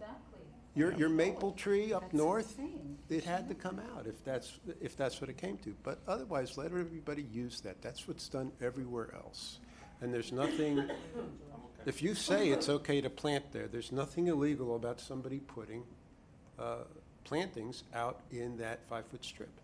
Mayor? Thank you. Thank you, Mayor. George, clarifying it. One thing we depend on our residents to do is mow and maintain that right of way. So I understand what you're saying, but also I agree with George that if we need to get there, we are getting there. Yeah. You're not going to come out and stop us. You're not going to throw bottles at our public works. Does that without- happen? Oh, absolutely. Yes. They get abused all the time. Verbally, it was plastic and a plastic water bottle squirted first. And it was during the collapse, by the way. So we expect our residents to take care of the right of way. Now, how is that? Cut the grass, because we don't want to be cutting the grass all over town. We don't. We don't want that to happen. Because they'll say, okay, cut the grass. Now what? Now we're out there cutting 5 feet all over town. Yeah. I hope nobody's listening, but most residents want to take care of their yard, and if we say, line of sight, you know, don't let it encroach into over the curb, the actual concrete curb, keep it back, then it's not getting to the street, it's not, you know, because they can. Don't block the stop signs, because that's going to be a big, and Judith was correct. That's going to be a huge problem when we go to the county, say, well, we want to put this, you know, stop sign here, and they're like, you know, okay, we're line of sight. And then we're covering some up now. So we go to residents, say you got to cut it. And they're like, nope, I'm not touching it. So there's some battle lines out there, but we need to pick our battles. You know, we don't need to just, you know, one size does not fit all sometimes, because hey, citizen, please take care of your right of way. But you know, so I'm kind of in the middle a little bit. All right, so I'm going to put a motion and see what happens. In the interest of seeing if we can get this done before 10. The motion is to direct the town attorney to come back with a resolution, a draft of the resolution, modifying the code to allow or to omit the part of the code, and I had read through it a little while ago, about bushes being planted in the right of way. But to stipulate that all bushes in the right of way, you know, the town maintains the right to go in if they need to get to work, and the replacement is on the residents. Additionally, we need to stipulate that, you know, the corner areas need to be kept clear for visibility. So that we need to maintain, obviously, I don't know if we want to start going after all the old houses. We could definitely start trimming back, but definitely any of these new houses, any Rose house that goes up on a corner, we need to go after them. Oh, he knows, because we'll let him know when he needs Mayor, to.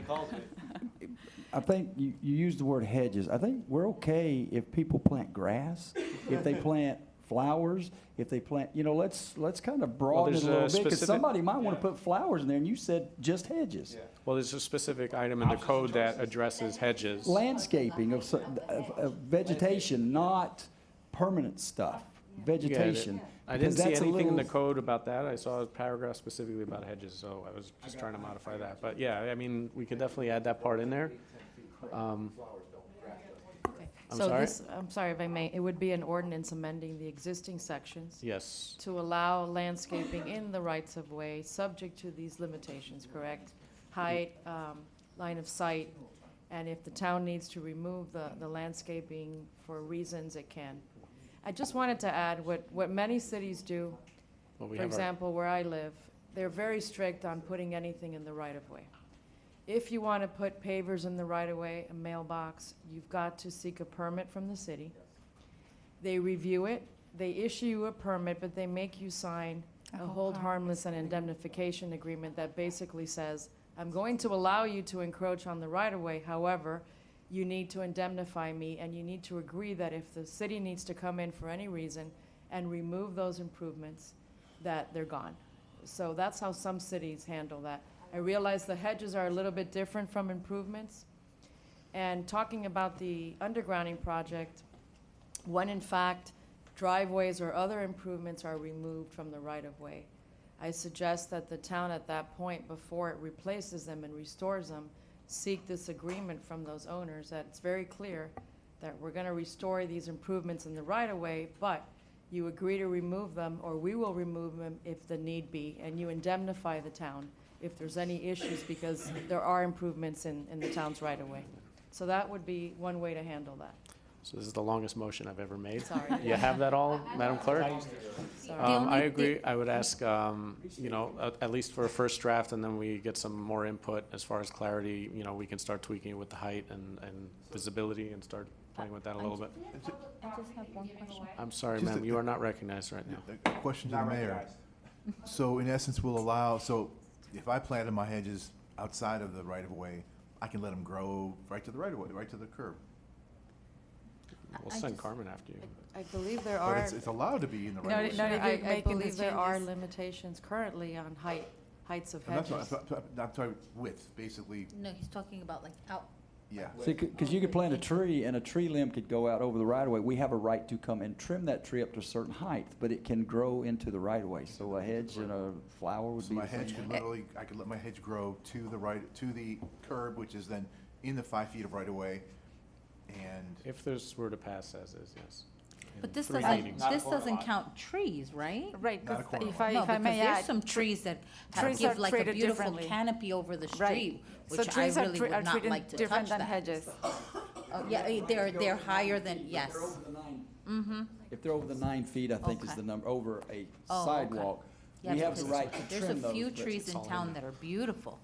Yes, that I and, would and not trees like are to different than touch them. hedges because hedges are continuous, Exactly. vegetation, bush, it blocks the visibility, and a tree does not. It's Mm-hmm. just a single trunk, and you need to have some certain clearances, which is, I believe, is from 18 inches to 8 feet. That has to be clear. It's already in the code.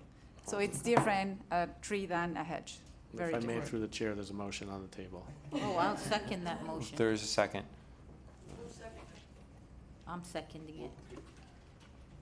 We, And this is including the language that the But the attorney only thing that provided. I agree with everything that Yeah. Lily said. The only thing that I have a question on is the part where you And zoning. mentioned about the driveway. Oh, Like, yeah. that you've mentioned P&Z, something about the first thing, second. driveway, that if you have to tear out the driveway, it's the responsibility of the homeowner to put it back? I think it's two separate issues. We're Oh, talking okay. about landscaping and Okay. hedges, but the issue of the improvements came up in connection with the undergrounding project, and whether or not if these improvements are on the public right-of-way. I believe Hector said that the scope of work for the undergrounding project includes restoration of those improvements on the right-of-way. And at that point, it's my strong recommendation that you get an agreement from the owner.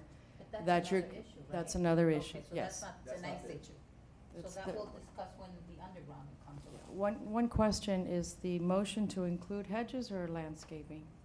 Just, No, landscaping, the word landscaping, so you can do it all. Yeah. We don't want to, But Options isn't it and more choices. specific towards hedges? I mean, it was the hedge portion of the code that I looked at that I wanted to adopt. I didn't go through. Because, but hold on, because you don't want this to get crazy. Like some, I'm sorry to say, but there's some homeowners that have this, like, this is like a jungle. I mean, a nice, beautiful hedge. Be careful with what you're saying here, because, like I said, there's some places that are like, too much.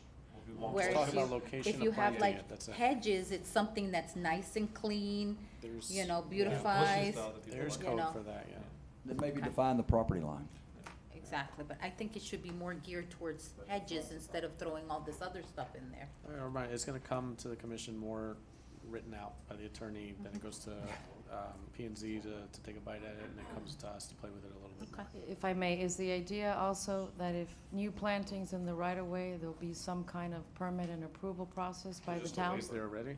And a waiver? just For sign that waiver, or indemnification? just, maybe somebody has to sign that Yeah, waiver. if code notices something, here's the waiver, you need to have it on file. Or it's coming out prior to.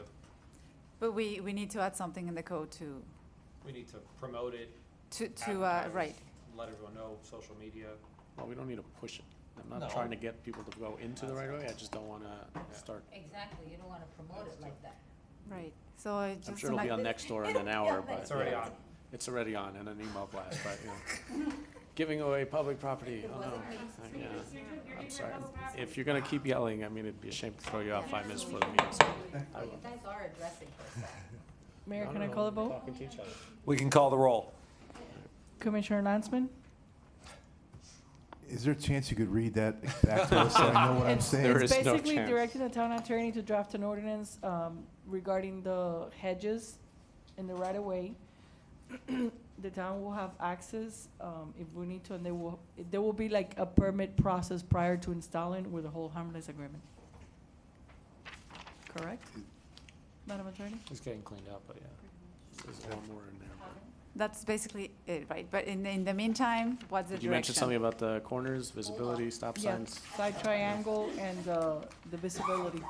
All right. There's a section of the code now that addresses, sorry, there's a section of the code now that addresses the required clearance and line of sight. So I think we could just leave that section alone, and just whatever new ordinance says does not supersede these, line of sight requirements.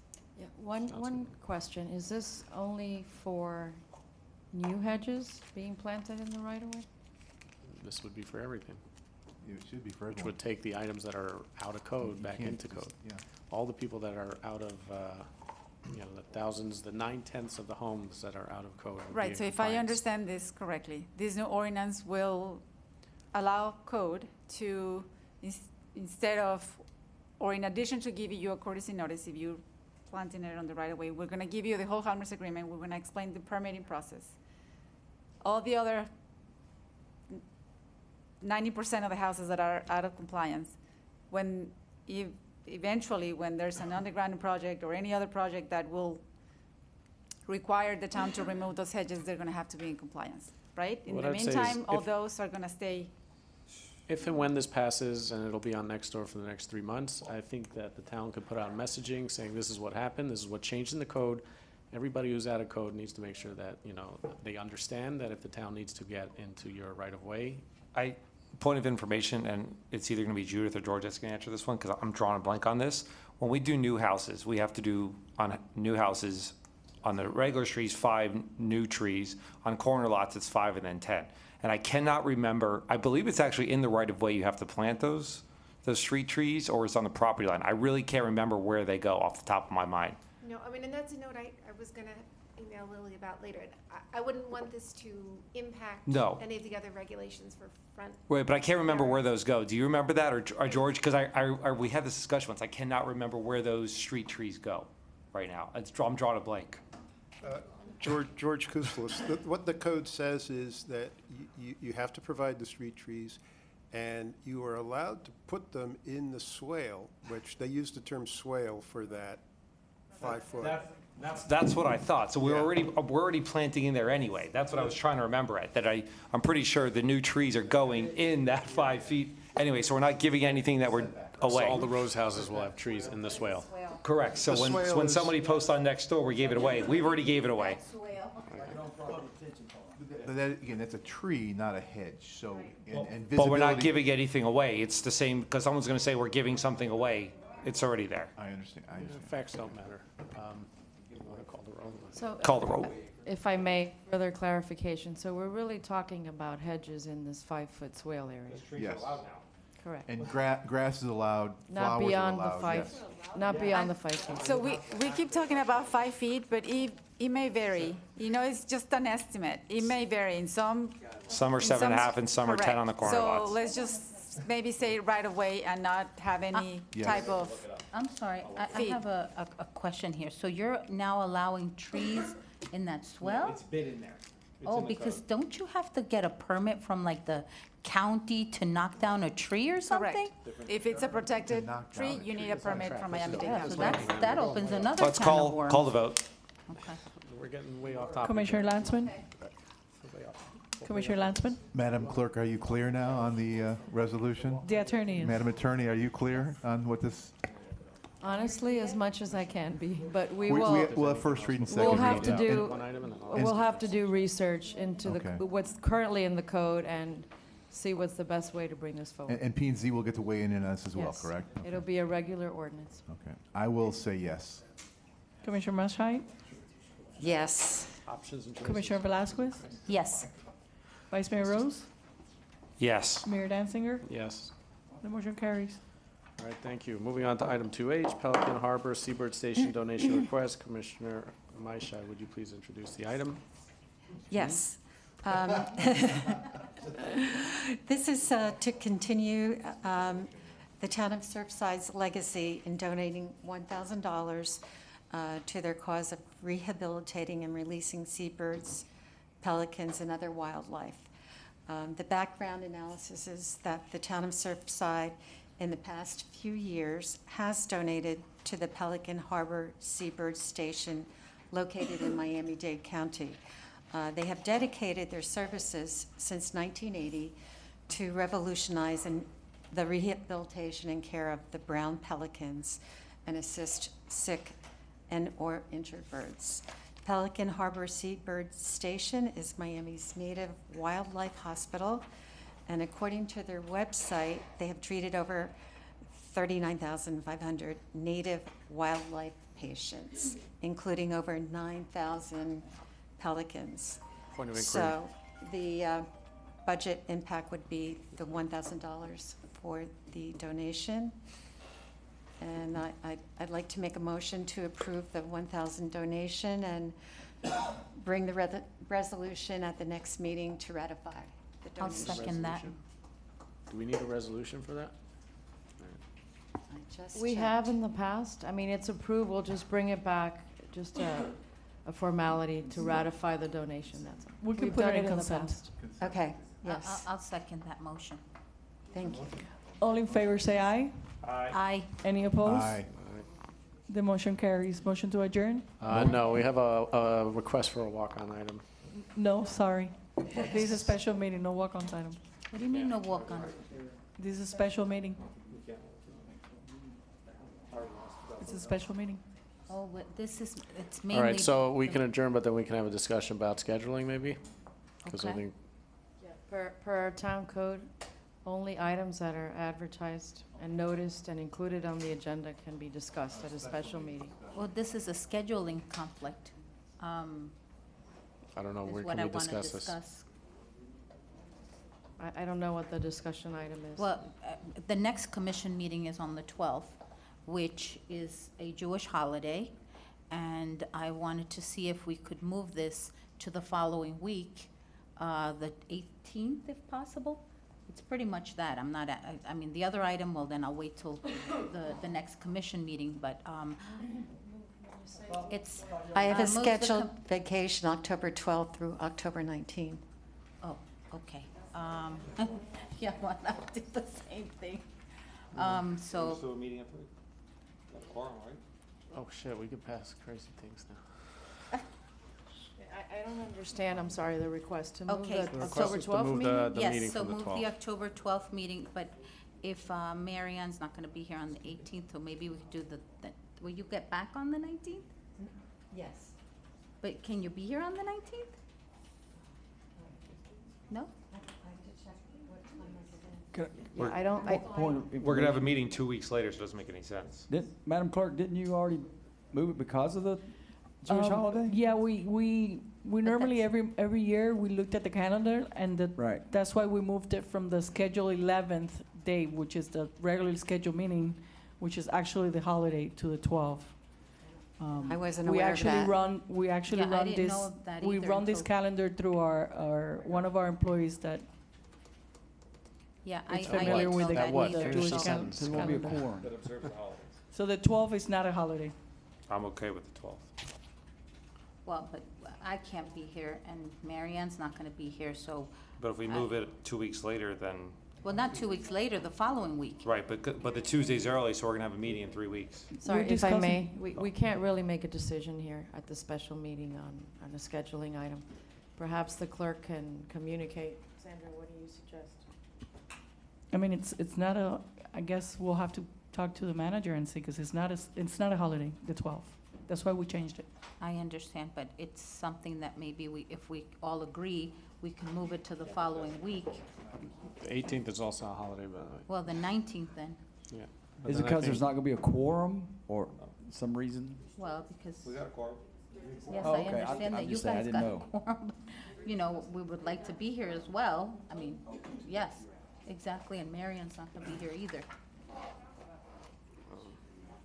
So I was hoping to see if we could do it, move it for the following week. I don't know, 19th, 20th, I don't know. Per my town clerk, I'm going to remain silent. Well, I may be out of town on the 19th myself the next week for a bit, so I don't. Motion to adjourn. Yeah, but hold on a second, we're talking. I'm trying not to get us in trouble here. Second that That's why I'm motion. saying motions to adjourn, so nobody gets in trouble. Second We have the motion. ethics police sitting in the audience Thank you. from the unethical person. All right, I guess all in favor? Aye. All right, motion, meeting Okay. is adjourned. Can we discuss it now? I don't know.